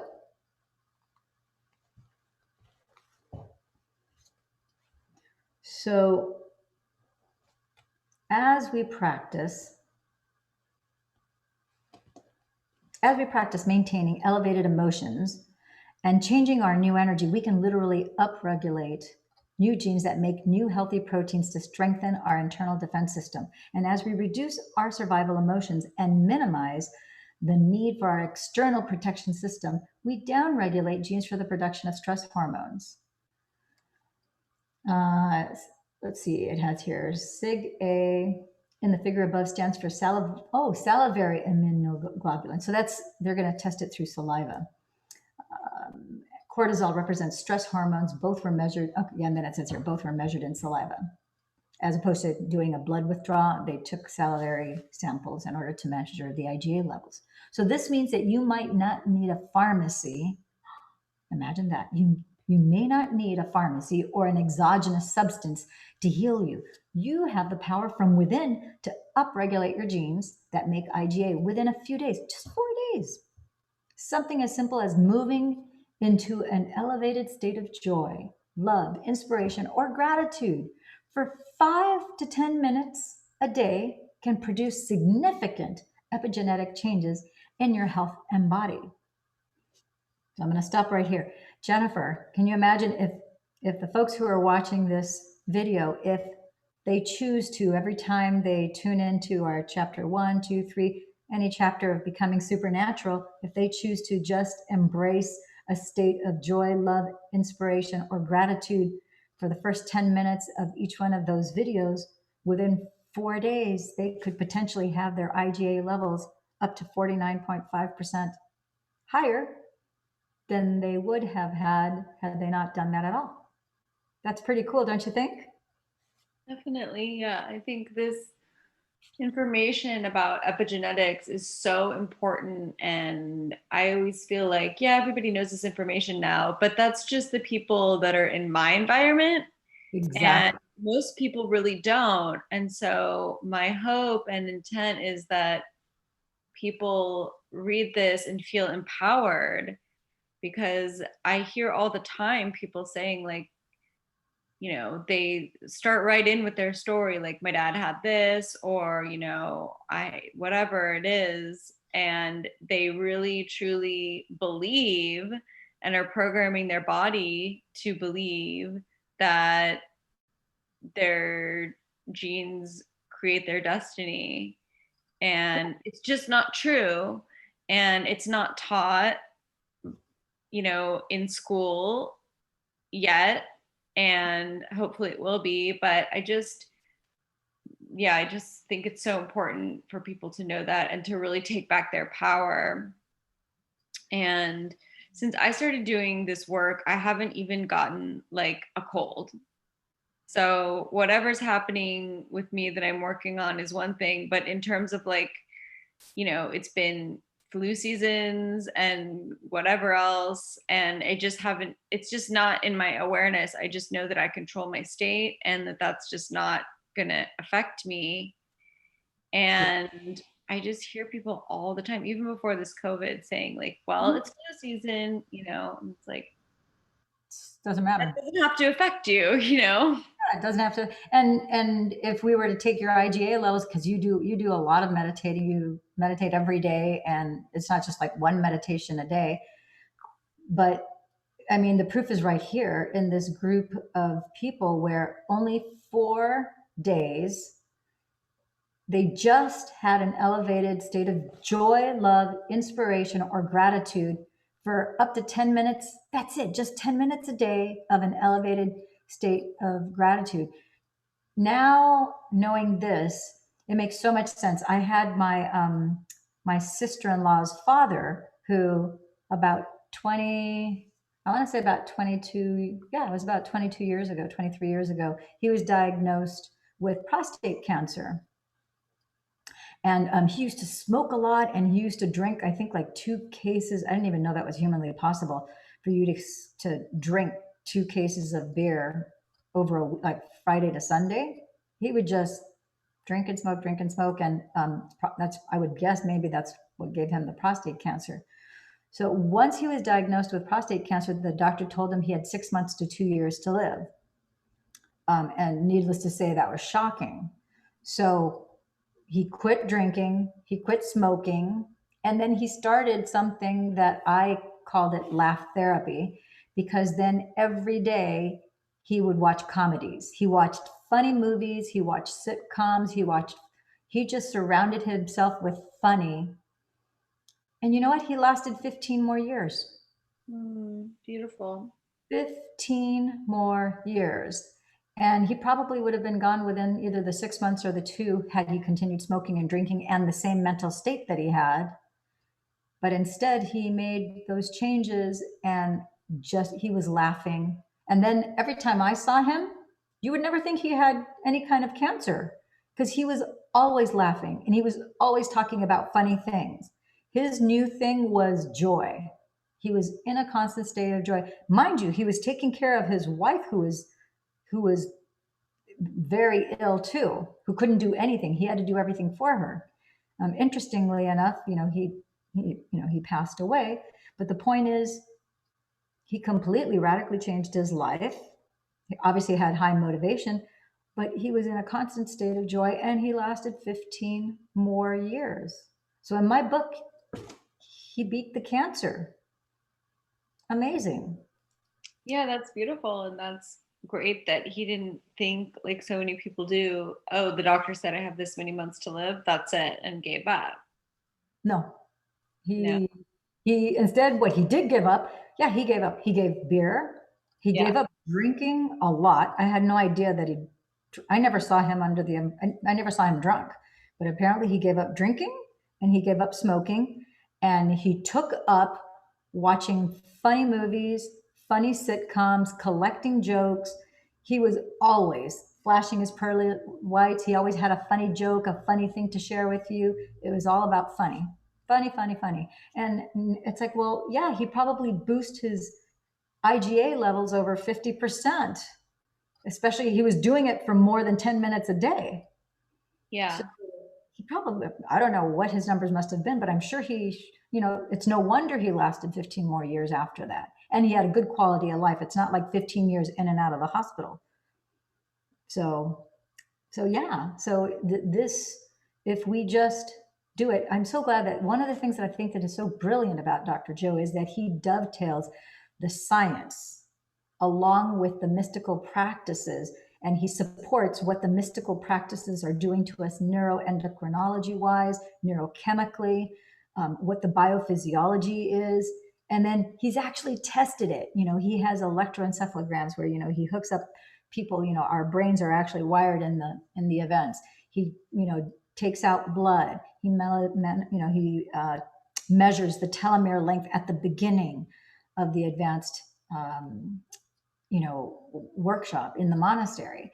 And then, after days 3, 4, 5, 6, and 7, all that data he has. I'm trying to think all the different other things that he tests for in addition to IgA, our brain waves. He tests heart coherence too with an Oh, HRV. that's the other thing. Yes, heart coherence, because he has people from the Heart Math Institute, the scientists, they come down, that team. And I know they're from multiple different, not only medical schools and research centers from different parts of the world, they all come together. So that's the other thing. None of this data can be manipulated because it's a collaboration that he picks from people from all over. So you can't say, oh, this medical school is trying to manipulate the data to get research dollars or anything like that. So all of it then is compiled, by Dr. Joe. He then hands it over to like 3, 4. It used to be 3 medical schools. Now he has up to 4 medical schools. As of March of this year, 2020, he now has UCSD also involved. They've got research scientists that are now also testing, and they're reviewing all this data. They are participating in measuring. They have neurologists, and the list goes on and on. The different types of scientists that are actually hands-on measuring this, and many of them are going. It's like based on their education and their experience, they're like, this is impossible. And he's like, I know. And, the other scientist is like, yeah, we know, but this is what we've been measuring for the last, 2, 3 years. And that's why it's so extraordinary. And that's why we have to have all this data compiled and published, and papers need to be written so that other science professionals, physicians, doctors, healers, practitioners, therapists, etc., are able to use this data to then set their proper expectations that the impossible is possible, it isn't impossible, and that people can heal in extraordinary, what some people will call, to biblical proportions, really. And so, yeah, I think that's what's so exciting about this. But I really love the way he dovetails, the multiple disciplines of science, religion, mysticism, spirituality to support. They're basically the same thing, but in our society, we think of them as 2 different things. And so one is supporting now the other, something that, science has only been around 200-300 years, whereas the teachings of the mystics and the spiritual practice go back, up to 15,000 years. So it's the most exciting time, I think, for you and I to be on the planet, to be able to be part of, we're like these little bridges where we're trying to bridge what we're learning, what we're applying, what we're experiencing to those who are unfamiliar with it, and just telling them, come on, just baby steps along. Let's just bring you along, and you don't have to jump into the, head to toe into the cold water. Just dip a toe, put your foot in, let's get the water level up to the ankle. You can ease into this and, start to learn and start to apply it so that now you can start to embrace it and use it for your benefit. And then, it's at their rate of consumption. They can consume this information and consume these practices at their own pace for their own benefit. Yes. Okay. And the benefit of everyone. Say that again? And the benefit of all, because when we heal ourselves, we heal the world. Yeah. And see, that's the beauty of this is that when any one person heals themselves, when any one person goes into meditation for any length of time, whether it's for 3 minutes, 30 minutes, 3 hours, 30 hours, it doesn't matter. You are not just benefiting you automatically benefit everyone around you, whether they're a stranger, whether they're a person, whether they're a plant, whether it's an animal. It affects our electromagnetic field in meditation expands. Instead of it being they've measured it, I guess the average is around 7, 8, 9 meters. Well, it gets even bigger as we do these meditative practices. So it touches everything around us. And so that's why we are so mindful and so intent filled with doing these global coherence meditations that we do in groups. Sometimes we have 20, 30, 40, 50. Sometimes we have 1 or 2,000. The intermission that we did with Dr. Joe, we had 16,000 people a day that we were doing the meditations every morning from 6:30 to basically 6:30 to noon every morning for 7 days. That was like 2 weeks ago. But we have a coherence healing that's going on as we speak right now that started at 11. It's going for 5 hours. There's many, many groups, thousands of people who are doing this around the planet. And this is helping heal, not just from COVID. This is the cool part, because the energy, it doesn't care what label man is given anything. It doesn't matter, germ, virus, bacteria, fungi, any dissonant energy in any way, shape, or form, doesn't matter. This heals everything. The energy doesn't discriminate. It has no prejudice. It automatically elevates and entrains everything around it. And it becomes a dominant force. And I find that it's like, gosh, it's so cool to be part of this and know that, this little girl can make a difference. Even if it was just me just doing my meditations and not even doing these YouTubes and these videos, it still makes a big impact. So that's exciting. It's exciting and encouraging. And it's like, oh, what other unexpected things are we going to learn, Jennifer? I don't know, but I'm open, ready, willing, and able. Okay, so appropriately, the next subtitle is Where Attention Goes, Energy Flows. So since where you place your attention is where you place your energy, when you wake up in the morning and immediately start putting your attention and energy on all the people you have to see that day, the places you have to go, the objects you own, the things you have to do in the three-dimensional world, your energy becomes fractured. Most people don't know that. I remember the first time I read that, I'm like, yikes. All of your creative energy is flowing away from you, as figure 2.5 illustrates, to all the things in the outer world that compete for your attention. Your cell phone, your laptop, your bank account, your house, your job, your coworkers, your spouse, your kids, your enemies, your pets, your medical conditions, and so on. So take a glance at figure 2.5. It is obvious that most people's attention and energy are directed to their outer material world. It begs the question, how much energy do you have left in your inner world of thoughts and feelings to create a new reality? Well, consider for a moment that each of these people or things you give so much attention to is a known in your life because you've experienced it. As I mentioned earlier in the chapter, you have a neurological network in your brain for each one of those things.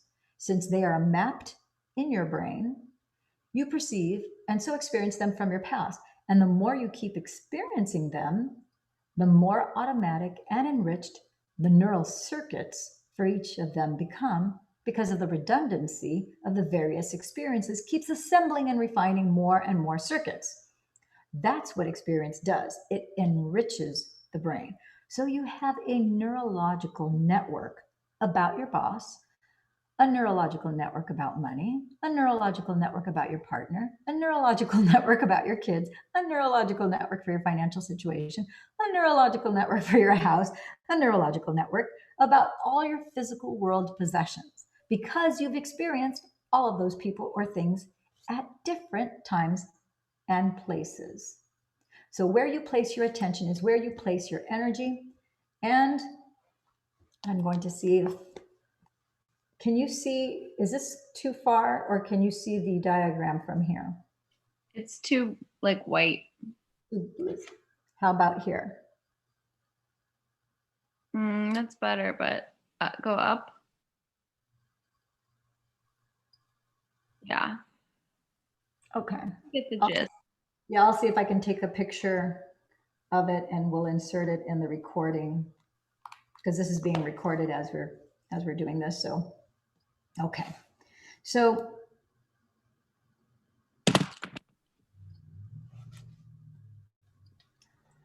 every person, object, thing, place, or situation in our familiar physical reality has a neurological network assigned to it in our brain and an emotional component connected to it because we've experienced all these things. And this is how energy becomes bonded to our past, present reality. Therefore, as you place your attention on all these elements, your energy is flowing away from you and it leaves little energy in your inner world of thoughts and feelings to create something new in your life. If you look at the magnified portions of this figure where the two ovals intersect, these represent how we use different elements in our outer world to reaffirm our emotional addiction. And you may use your friends, this is a frightening thought, you may use your friends to reaffirm your addiction to suffering. You may use your enemies to reaffirm your addiction to hatred. It begs the question, how much of your creative energy could you be using to design a new destiny? When your attention and therefore your energy is divided between these outer world objects, people's problems and issues, there's no energy left for you to put in your inner world of thoughts and feelings. So there's no energy left for you to use to create something new. Why?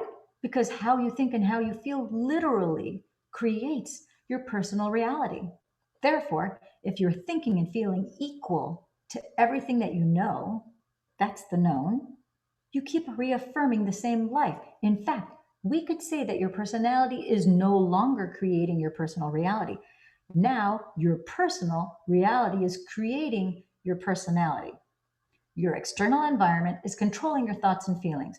There's a biological match between your inner world of thoughts and feelings and your outer world, past, present reality, made up of people and objects at certain times and places. You are continuously keeping your life the same because you are keeping your attentions and your thoughts and your energy, feelings the same. So finally, if how you think and how you feel broadcasts an electromagnetic signature that influences every area of your life, you are broadcasting the same electromagnetic energy and your life never changes. We could say that your energy is equal to everything in your past, present reality, and you are recreating the past. That's not the only limitation that occurs, though. When you place all your attention and energy on the outer world and you keep reacting to the same conditions in the same way, in a state of chronic stress, which causes the brain to be in a constant state of arousal, your inner world becomes imbalanced and your brain begins to work inefficiently. and then you become less effective in creating anything at all. In other words, you become a victim of your life instead of the creator of your life. So living by the hormones of stress. This is, I think, one of the most important things for people to understand and learn, because it involves the locking of energy in the first, the second, the third energy center, which means that you don't have any energy in your body for growth and repair, and you can't think clearly, you can't make good decisions because you're locked into this fight or flight response where your energy is all tied up in your first, second, and third energy center. So living by the hormones of stress. So now let's take a closer look at how we end up getting addicted. Yes, ladies and gentlemen, how you end up getting addicted to our negative emotions, or more precisely, what we call the hormones of stress.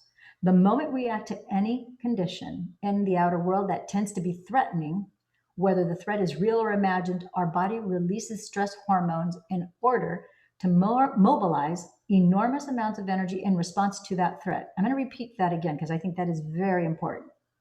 The moment we react to any condition in our outer world, i.e., COVID, that tends to be threatening, whether the threat is real or imagined, or our body releases stress hormones in order to mobilize enormous amounts of energy in response to that threat. When this occurs, the body moves out of balance. That's exactly what stress is. This is a natural and healthy response, because in antiquity, that chemical cocktail of adrenaline and cortisol and similar hormones were released when we were facing some sort of danger in the outer world. Maybe a predator was chasing us. For example, we had to make the decision to fight, run, or hide. When we are in survival mode, we automatically become materialists, defining reality and our senses by what we see, what we hear, what we smell, feel, and taste. We also narrow our focus and put all of our attention on matter, on our actual bodies existing in a particular space and time. So the hormones of stress cause us to give all of our attention to our outer world, because that's where the danger lurks. Back in the days of early humans, of course, this response was a good thing. It was adaptive. It's what kept us alive. And once we had focused our attention on the cause and the danger had passed, the levels of all those stress hormones went back into balance. But in modern times, that's no longer the case. After just one phone call or email from our boss or a family member that elicits a strong emotional reaction, such as anger, frustration, fear, anxiety, sadness, guilt, suffering, or shame, we turn on our primitive fight or flight nervous system, causing us to react as if we were being chased by a saber-toothed tiger or a predator. That same chemistry automatically stays switched on because the external threat never seems to go away. The truth is that many of us spend the majority of our time in this state of heightened arousal. It becomes chronic. It's as though the predator is not out there in the wild making an occasional toothy appearance, but instead is living in the same cave as we are, a toxic coworker whose desk is right next to us, for example. Such a chronic stress response is not adaptive. It's maladaptive. When we're living in survival mode and those hormones of stress, like adrenaline and cortisol, keep pumping through our body, we stay on high alert instead of returning to balance. As in Anna's experience in chapter 1, when this imbalance is maintained long term, chances are we're headed for disease, because long term stress downregulates the healthy expression of genes. In fact, our bodies become so conditioned to the rush of chemicals that they become addicted to them. Our bodies actually crave them. In this mode, our brains become overly alert and aroused as we try to predict, control, and force outcomes in an effort to increase our chance of survival.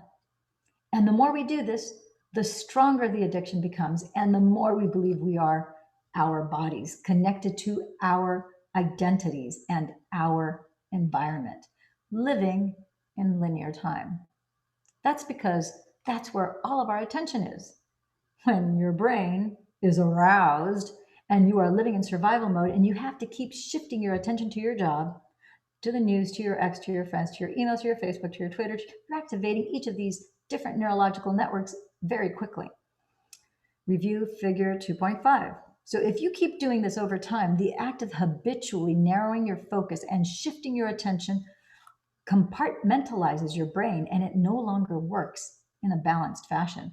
And when that happens, you are training your brain to fire in a disordered, incoherent pattern, which causes it to work very inefficiently. And like a lightning storm in the clouds, different neural networks fire out of order. So your brain goes out of sync.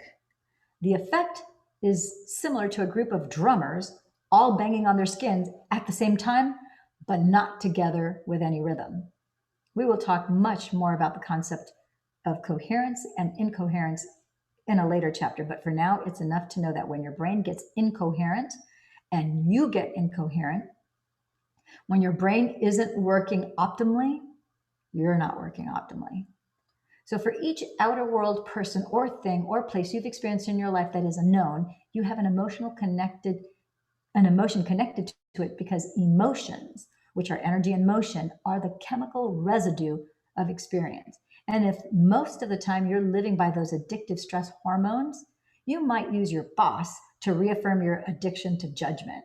You might use your mother for your addiction to judgment, or your addiction to anger, or addiction to whatever emotion. You might use your coworkers to reaffirm your addiction to competition. You might use your friends to reaffirm your addiction to suffering. You might use your enemies to reaffirm your addiction to hatred.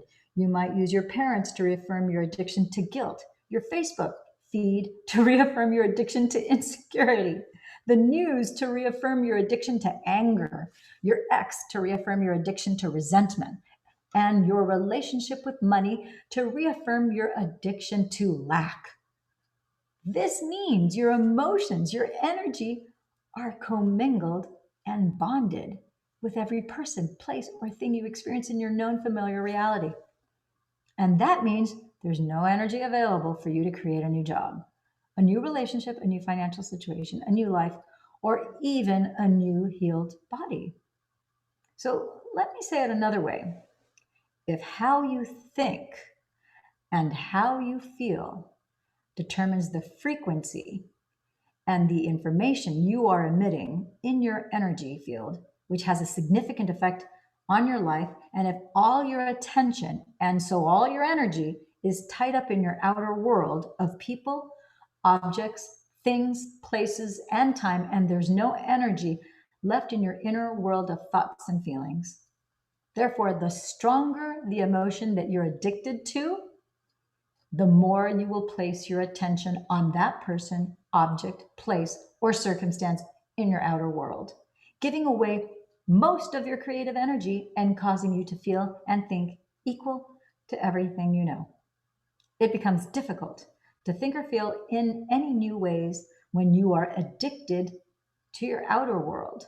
And it's impossible, wait a minute, and it's possible that you can become addicted to all the people and things in your life that are causing all your problems in the first place. That's how you give your power away and mismanage your energy. If you review figure 2.5, you'll find a few examples to illustrate how we create energetic bonds to all elements in our outer world. Take a look at figure 2.6. On the left side of the diagram, you see two atoms bound by an invisible field of energy. They're sharing information. It's energy that is bonding them together. On the right side of the diagram, you see two people who are sharing an experience of resentment and who are also bonded by an invisible field of energy that keeps them connected energetically. In truth, they are sharing the same energy and so the same information. So I got to pause here. I'm going to show you guys the picture here, because even though two people are no longer maybe physically in the same room together, and maybe they've had a breakup, their energy fields can still be connected, and they're still going to be sharing energy, and they're still sharing information, which is what this diagram is actually trying to show us. Can you see that?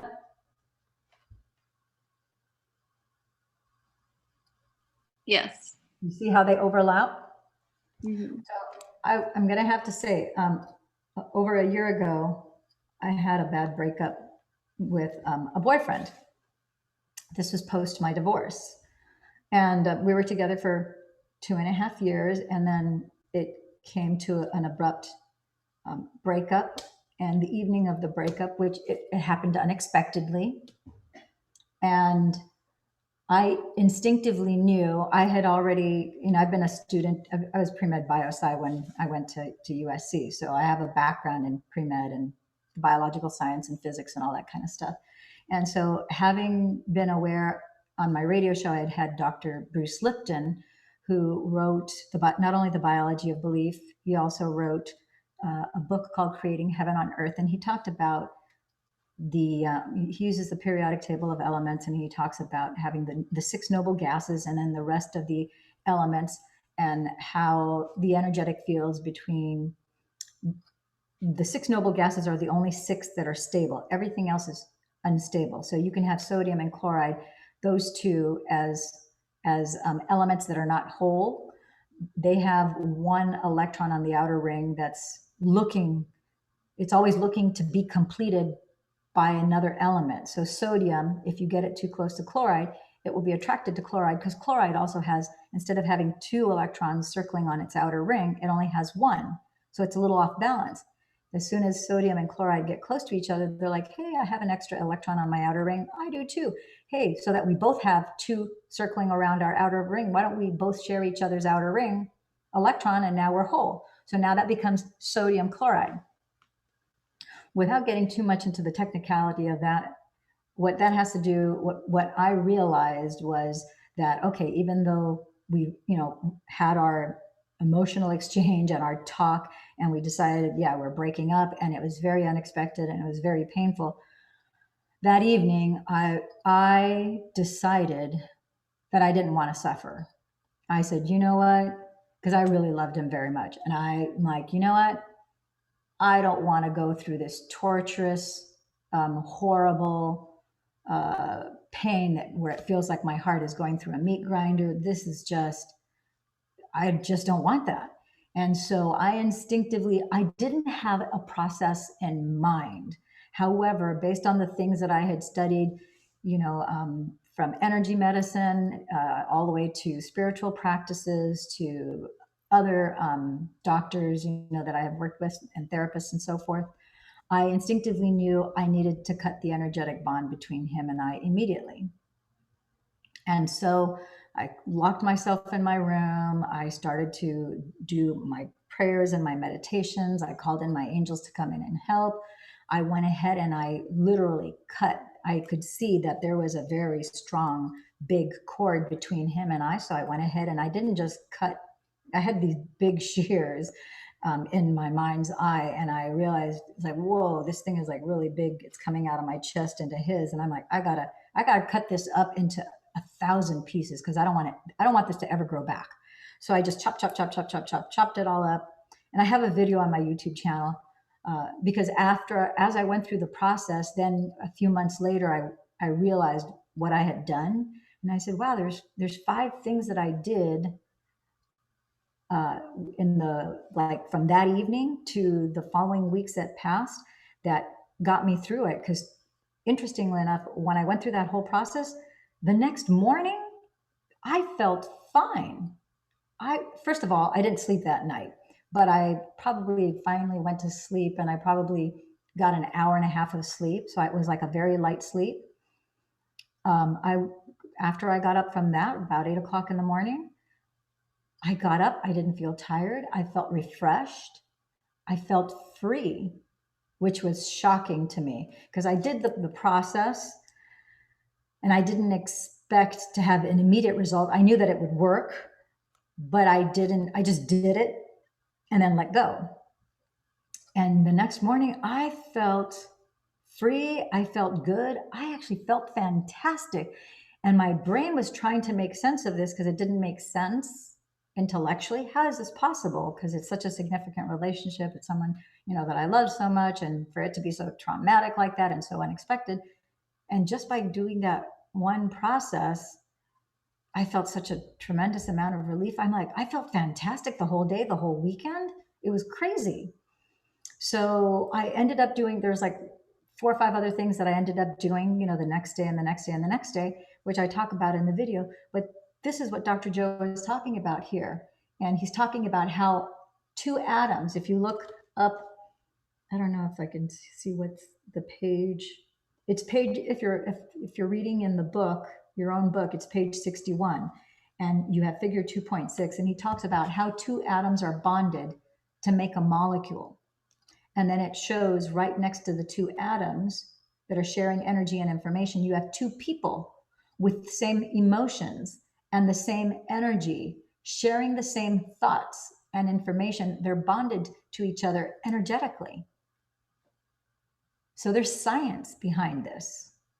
And that's what he's trying to share with us right now, so that we understand as we do these meditative practices that we are connected to other people.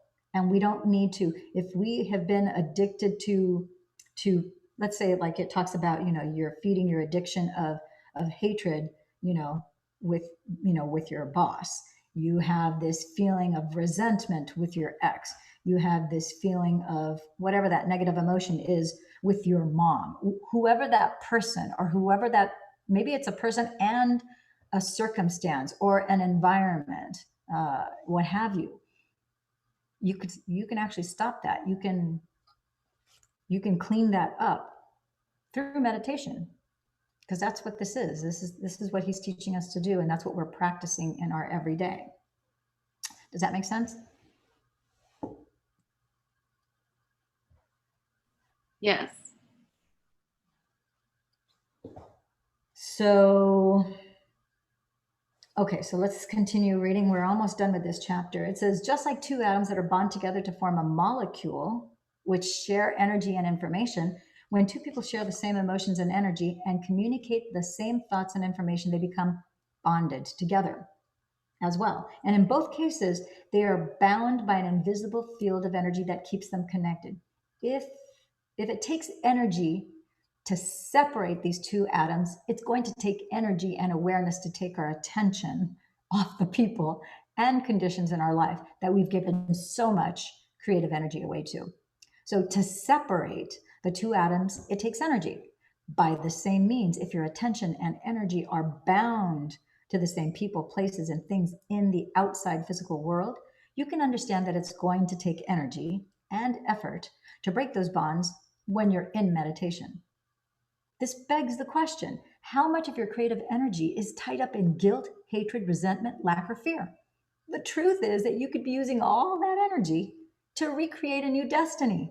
So to do that, you're going to have to get beyond all those things in your outer world by taking your attention off of them.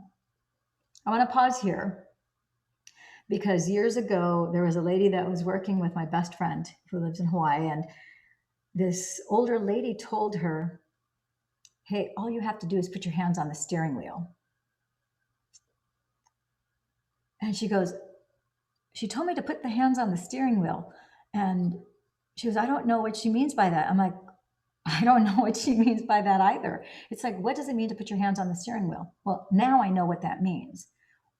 In order for you to put your hands on the steering wheel of your life means that you need to take your awareness, your conscious mind, that is your awareness, and you're going to focus it on what you want. By focusing it on what you want, that is how you put your hands on the steering wheel. And the way you're going to move the energy is by using your remote control. And your remote control is the breath. And that's what Dr. Joe teaches us, to take our awareness and our focus, and energy is going to go and flow where our awareness goes. So we're going to take our breath. We're going to use that to slow down our heart rate, slow down our thoughts, slow down our brain waves, slow down our breath. We're going to get into that heart and brain coherence. And now we're going to use that energy. We're going to bring it up to, eventually it's going to get up to our pineal gland, and that's where everything begins to happen, because that's, we're in 5D now. We are in the void, we're in the space, we're in the blackness. We're now the particle, the energy waves are potential energy waveforms, and they're going to turn into particle because now we're focused on them. The moment we start to put our awareness and our focus on them to what we want, and we start to create that motion picture in our mind's eye and replay, how would we act? What would we say? What would we see? What would we experience if we're getting what we want? And now we're witnessing it in our mind's eye, and we see that we got it. That is turning that into particles. And then it's no wonder that once we're done with that and we let it go, pretty shortly thereafter, boom, it pops into our experience. So I had to share that with you guys because, like I said, those are things that I have learned in these teachings and application of these teachings. So once you overcome your emotional body and you take your attention off everything known to you in your outer world, you call your energy back to you, breaking the bonds with your past, present reality, which has been staying the same. You're going to have to make the transition from being somebody to being nobody, which means you have to take your attention off your body, your pain, your hunger. You're going to have to go from being someone to being no one, taking your attention off your identity as a partner, as a parent, and an employee. You'll have to go from keeping your attention to something to placing your attention to nothing, forgetting all about yourself on your emails, getting a cup of coffee, from being somewhere to being nowhere, getting beyond any thoughts about the chair you're meditating in or where you'll be going later today, and from being in linear time to being in no time, with no distracting memories or thoughts about the future. So I'm not saying that your cell phone or your laptop or your car or your bank account is bad, but when you're overly attached to those things and they've captured your attention to such a degree that you can't get beyond thinking about them because of the strong emotions you associate with them, those possessions own you. And then you can't create something new. The only way to do that is to learn to call all of the fractured energy back so you can overcome the emotions of survival that you have become addicted to and that keep all your energy bound to your past, present reality. Once you take your attention off of all those exterior elements, you start to weaken your energetic and emotional bonds with those things, and you finally begin to free up enough available energy to create a new future. So that's going to require you to become aware of where you've been consciously placing your attention. And like separating the two atoms, it's going to take some energy to consciously break those bonds. I'm going to pause here. It says it's going to take some energy to consciously break those bonds. Yes, it does take some energy, but it doesn't take an extraordinary amount of energy. You just have to decide. You need to make a choice, and then you need to do it. That's it. Do the work, and it will be done. So people come up to me all the time in workshops and tell me their computer hard drive crashed, or someone stole their car, or they lost their job and they don't have any more money. When they tell me they have lost people or things in their life, you know what I always say to them? Great! Look how much available energy you have to design a new destiny.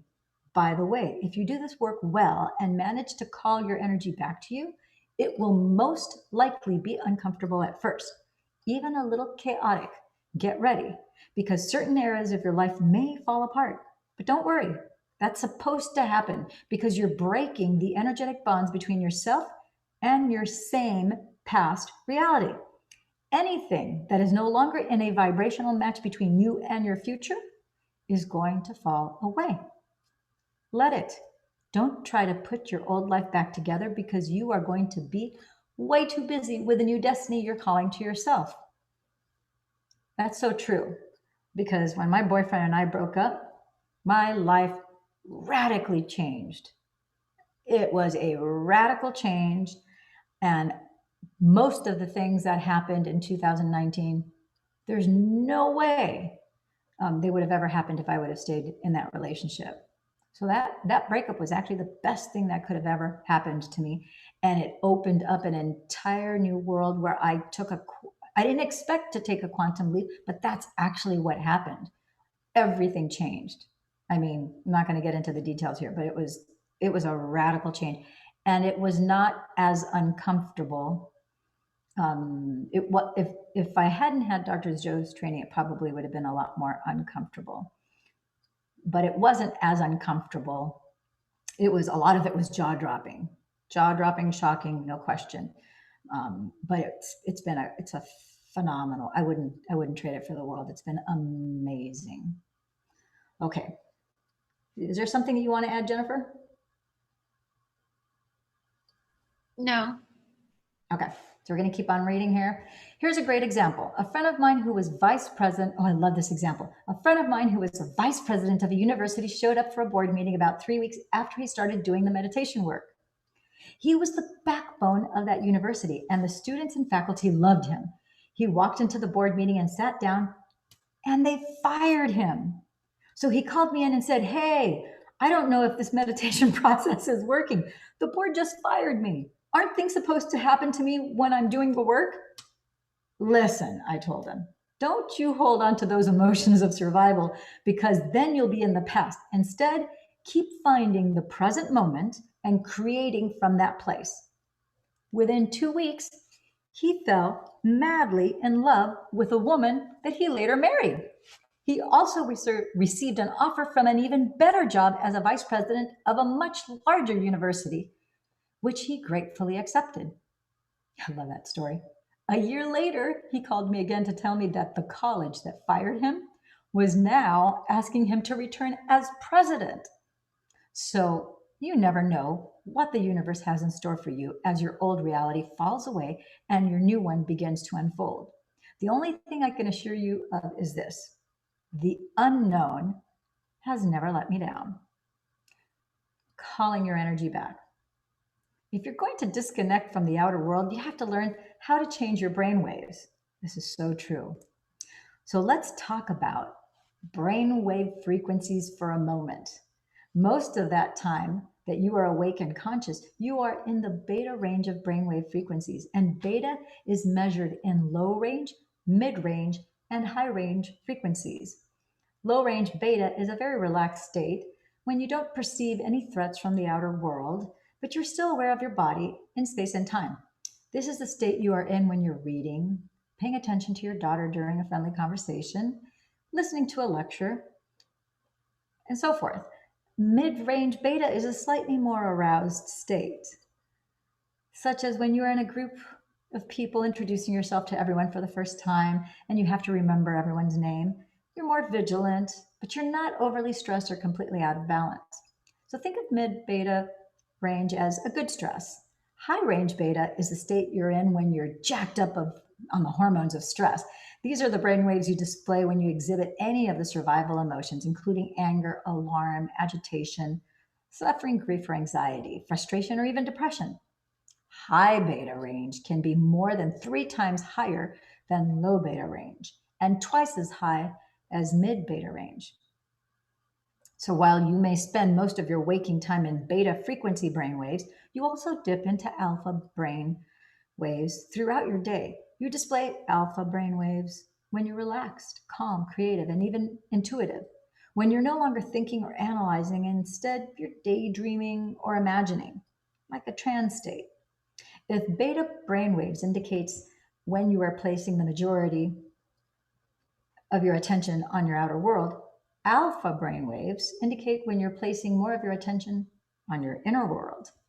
So theta frequency brainwaves take over in that twilight state when your mind is still awake but your body is drifting off to sleep. This frequency is also associated with deep states of meditation. Delta frequency brainwaves usually come during sleep, during deep restorative sleep. However, over the last 4 years, my research team and I have recorded several students who can move into very deep delta brainwaves during meditation. Their bodies are deeply asleep and they're not dreaming, but their brain scans show that their brains are processing very high amplitudes of energy. As a result, they report having profound mystical experiences, experiences of oneness, feeling connected to everyone and everything in the universe. So see figure 2.7 to compare the different brainwave states. Gamma frequency brainwaves indicate what I call a super conscious state. This high frequency energy occurs when the brain gets aroused from an internal event. One of the most common examples is during meditation when your eyes are closed and you are going within, instead of an event that happens outside the body. We'll talk more about gamma brainwaves in later chapters. On page 65, he has beta, alpha, theta, delta, and gamma brainwaves. You can open up to that page in the book and you'll get to see the diagram. A comparison of different brainwaves. So one of the biggest challenges people have when they meditate is switching out of high range and even mid-range beta and slipping into alpha and then theta brainwave frequencies. It's absolutely vital to do so, because when they slow down their brainwaves to these other frequencies, they are no longer paying attention to the outer world and all the distractions they're so used to thinking about when they're under stress. And since they're not analyzing and strategizing, trying to prepare for the worst case scenario in their future based on their fearful memories of the past, they have the opportunity to become present, to exist only in the now. So wouldn't it be a wonderful, during a meditation, to disconnect your association to all the elements in your outer environment, to get beyond your body, your fears, your schedule, forget about your familiar past and your predictable future? If you do it right, you will even lose track of time. As you overcome your automatic thinking, your emotions, and your habits in meditation, that is exactly what happens. You get beyond your body, your environment, and time. You weaken the energetic bonds with your past present reality and find yourself in the present moment. Only in the present moment can you call your energy back to you. This does take some effort, although it will get easier with practice, because you're living by the hormones of stress most of the time. So let's look at what happens when you aren't in the present moment during meditation, so you'll know how to handle it when that arises. So understanding this skill is important, because if you can't get beyond your stresses, your problems, and your pain, and you can't create a new future where those things don't exist. So let's say you're sitting in your meditation and you start to have some stray thoughts. You're in the habit of thinking that way because you've been thinking the same way and putting your attention on the same people and things at the same time and place for years now. And you have been automatically embracing the same familiar feelings on a daily basis, just to reaffirm the same personality that's connected to your same personal reality, repeatedly conditioning your body into the past. The only difference now is that because you're trying to meditate, your eyes are shut.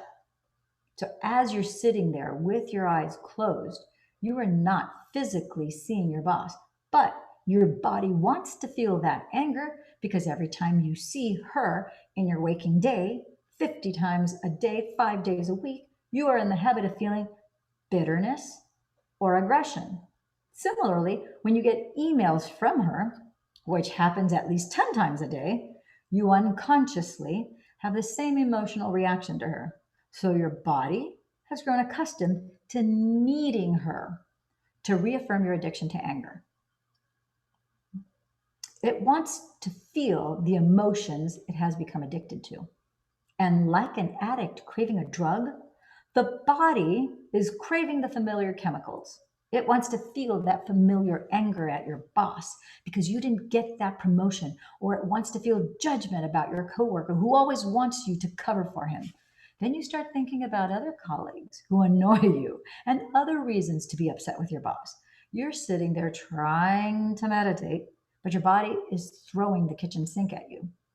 That's because it wants its chemical fix of familiar emotions that you normally feel throughout your waking day with your eyes open. The instant you notice what's happening, that you are putting all your attention on that emotion, you become aware that you're investing your energy into the past, because emotions are the records of the past. So you stop and return to the present moment, and you begin to disinvest your attention and energy out of the past. But then in a little while, You start to feel frustrated and angry again. And you realize what you're doing. You remember that your body is trying to feel those emotions in order to reaffirm its addiction to those chemicals. And you remember that those emotions drive your brain into a high range beta brain waves, and you stop. Every time you pause, settle your body down, and return to the present moment, you are telling your body that it is no longer the mind. You are the mind. I'm going to stop here. I like to tell my brain and I like to tell my ego that my focused awareness that I am the master and it is my servant. It must do as I say. Just like my computer is my servant, it does what I program it to do, what I type into it. It must respond. There's no ifs, ands, or buts about it. So that's how I treat my brain. So moving on. But then thoughts start drifting into your mind about the people you have to see and the places you have to go and the things you have to do later that day. You wonder if your boss has answered that email yet, and you remember that you haven't returned your sister's phone call either. And today is a trash day. So you remind yourself you need to put out the trash. All of a sudden, you become aware that by anticipating those future scenarios, you are investing your attention and your energy into the same known reality. So you stop, return to the present moment, and once more disinvest your energy out of that predictable, known future and make room for the unknown in your life. So take a look at figure 2.8. It shows that once you find yourself in that sweet spot of the generous present moment, your energy represented by the arrows no longer goes away from you to the past future the way it did back in figure 2.3. Now you're going to be divesting your energy from the familiar past and predictable future. You are no longer firing and wiring the same circuits in the old way, and you are no longer regulating and signaling the same genes in the same way by feeling the same emotions. If you keep doing this process, you are continuously calling all that energy back to you by breaking the energetic bonds that keep you connected to your past, present reality. This happens because you're taking your attention and your energy off your outer world and placing it instead in your inner world. And you're building your own electromagnetic field surrounding your body. Now you have available energy that you can use to create something new. As you take your attention off your past environment and your past present reality or your predictable future reality, you are calling energy back to you and building your own electromagnetic field. So now that you have available energy to heal yourself or to create a new experience in your life. So, not surprisingly, your attention eventually begins to wander again. As you continue to sit in meditation, your body becomes more annoyed and impatient because it wants to do something. After all, you programmed it every day to get up and follow the same routine. It wants to quit meditating, open its eyes, to see someone. It wants to hear something on TV or talk to someone on the phone. It prefers to taste breakfast instead of sitting there doing nothing. It would like to smell coffee brewing like it does every morning. And it would love to feel something like a hot shower before it starts the day. The body wants to experience physical reality with its senses in order to embrace an emotion.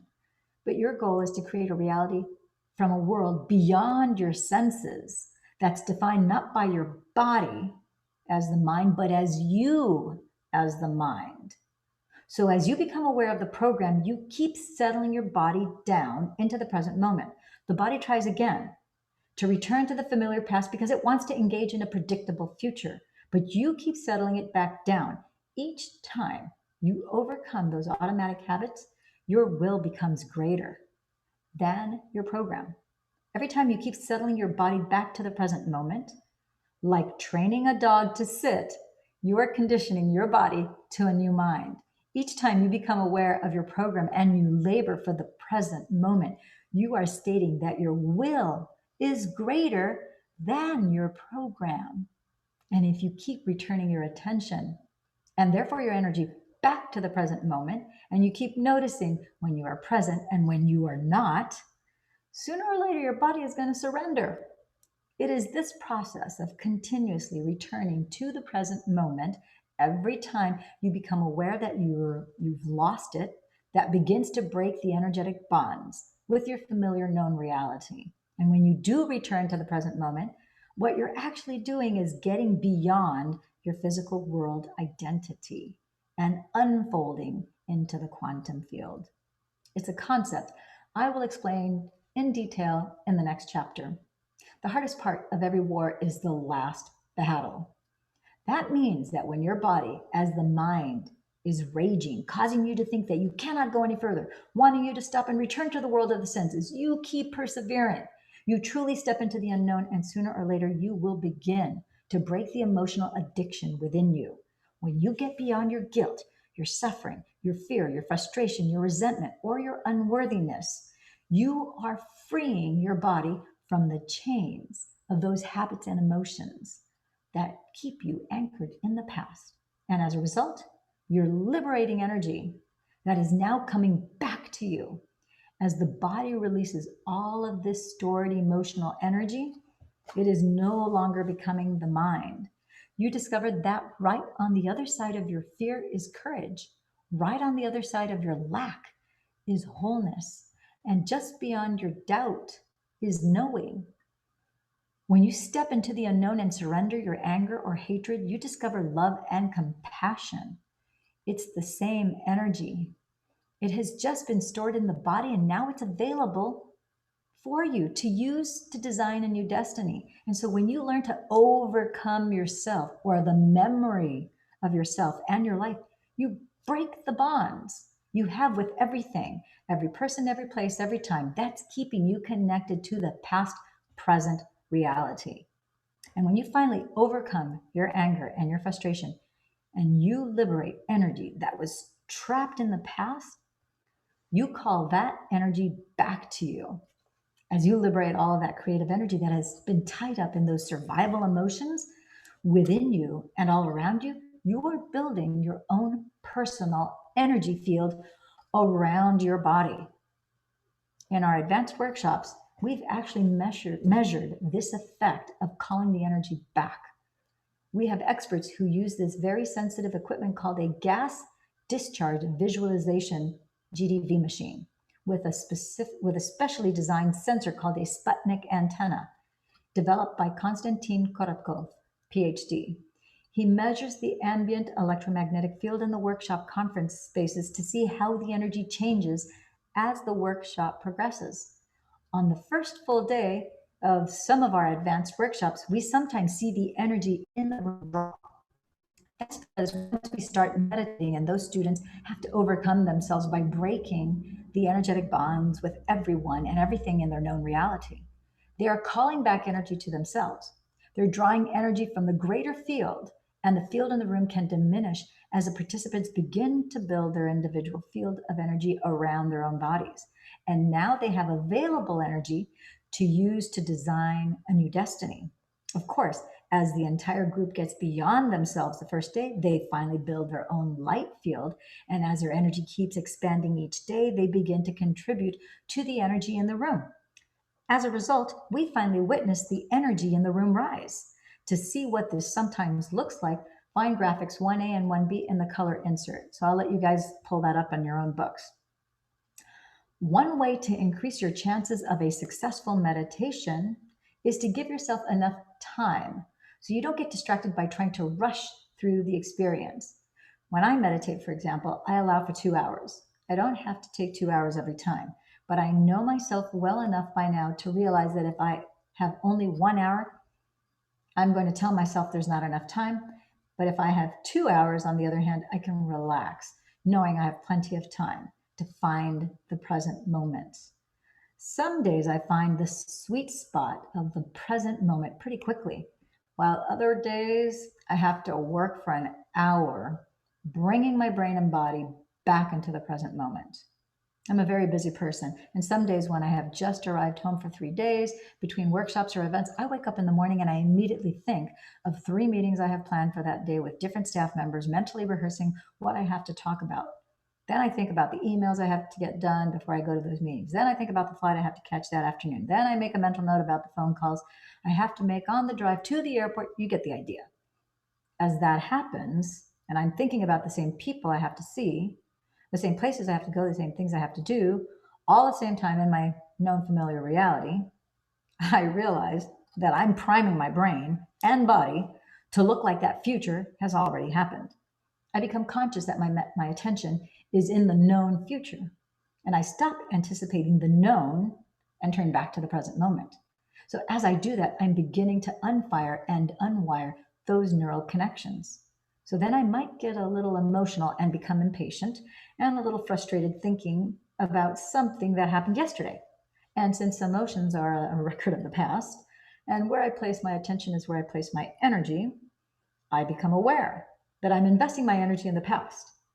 Then the hormones of stress may get my brain aroused and my body gets a bit fired up into high range beta brainwaves. And I have to settle it back down into the present moment again.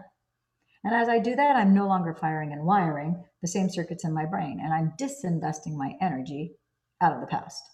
So, and if I am aware of the same thoughts that are connected to those same familiar feelings, when I stop myself from feeling the same way, I'm no longer conditioning my body into the past, and I'm no longer signaling the same genes in the same ways.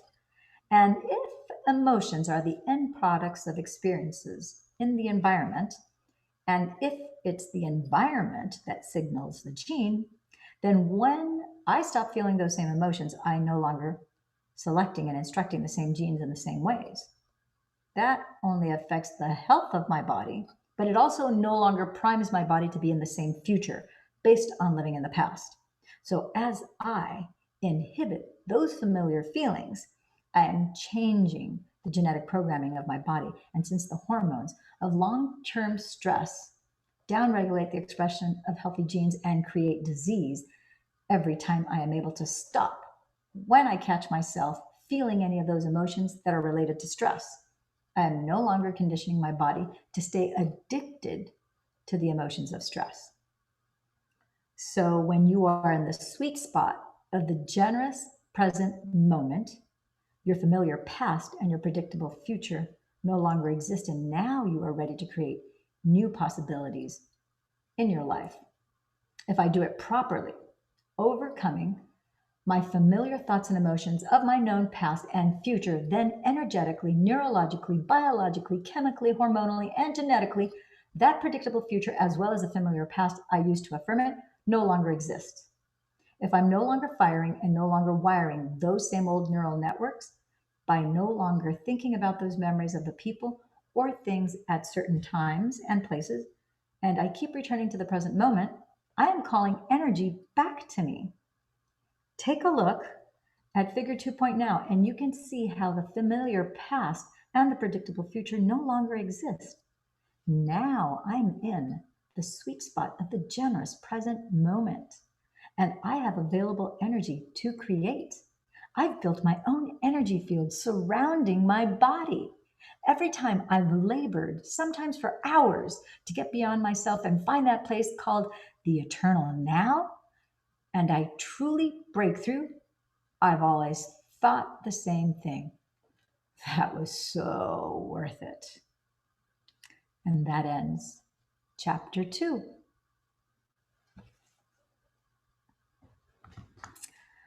Any thoughts, Jennifer? Great reminders. Yeah, and it's funny. This is my third reading of this book, and I didn't quite catch the first 2 times how much Dr. Joe still struggles, and in his meditations where he says sometimes he's able to start meditation and boom, he's right there in quantum, and other times it takes him an hour of battling. It's like thinking about the meetings, the people, the places, the things, all these different circumstances. He may battle for up to an hour before he can get into that place where he's in that quantum, where he is able to create his reality. And I mean, that's showing us we all have to have grace for ourselves. And it's okay. It's okay to have the thoughts, to have the feelings. The thing is, recognize them. And then you are the focused awareness, and you've chosen to use your mind to now control your ego put your ego away and be the master of your brain and say, okay, brain, these are the thoughts. I don't want to think about these thoughts now. Be quiet. And oh, these are the feelings that I'm having come up in my body: resentment, anger, frustration, sadness, whatever, nervousness, panic attack. Brain, do as I say. No, I'm calling in all of my energy because I'm going to create my new personal reality. I'm going to create my future. My future is I'm going to put the order in. So this is what we're doing. I need all of my energy. I need to have laser-like focus in order to do this. So you slow down your heart rate, you slow down your breath, you slow down your brain waves, you get into that theta state, you get into heart and brain coherence so that you can get to that door where now you can go into that 5D realm where now you're molding the clay like Abraham Hicks, talks about in all of her different discourses. And now those potential waveforms of energy, as you put your focus and attention on them and you focus on what it is that you do want, guess what? They turn into particles. 1 particle, 2 particle, 3 particle, 4. Before you know it, you have a whole bunch more. And now that can pop into your 3D experience because it coalesces and now it can become a reality. And then you let it go. You don't know when it's going to happen, but you can walk around with excitement knowing it's like, oh my gosh, I put my order in. I know it's going to happen. I don't know when. That's the surprise. How it's going to show, I don't know. Where it's going to show, I don't know, but I know it's going to show up somewhere. And that's fun and exciting. It's like every time we do meditation, we basically have this huge treasure box with all these goodies that we've put in there. And you're going to have someone who's going to gift wrap them and surprise you with them at the most unexpected time. So you got a lot of goodies in there. You got a lot of really cool surprises in queue. To me, that's like, how fun is that? That's really fun. I love that. Yeah. And so that's the work that we're doing. So I want to thank you, Jennifer, for that lovely bowl, singing bowls. And I would love to, can you do just a few more minutes of that so that we can finish this with some of the singing bowl music? Yeah, sure. It's my pleasure.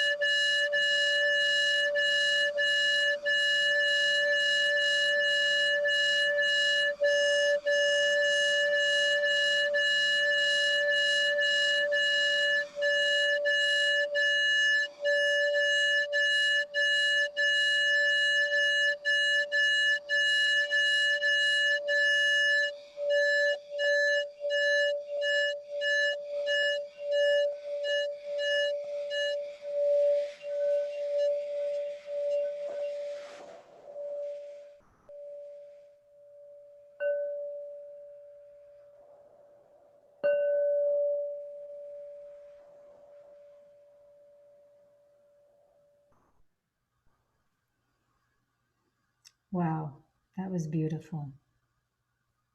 That's a D bowl. So that is the same as the frequency of the second center. Mm. Yeah, that felt really wonderful. I kind of had a sense that during the middle of that singing bowl, I kind of felt like other dimensional beings kind of they were called in. Oh yeah. I could feel that. It was like, whoa, I didn't expect that.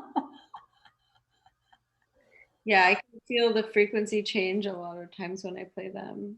Yeah, I love that. Thank you so much. What a wonderful treat for our viewers. So wonderful, wonderful, wonderful. Okay, so good night, or maybe I should be saying good morning because I know we started at 11. Yeah, it's 2 a.m. So thank you for tuning in, tapping in, and turning on. And we concluded chapter 2, and next we'll be doing chapter 3. All right. Ciao for now. Peace and love always. Blessings. Thanks, Lillian. Blessings to you too.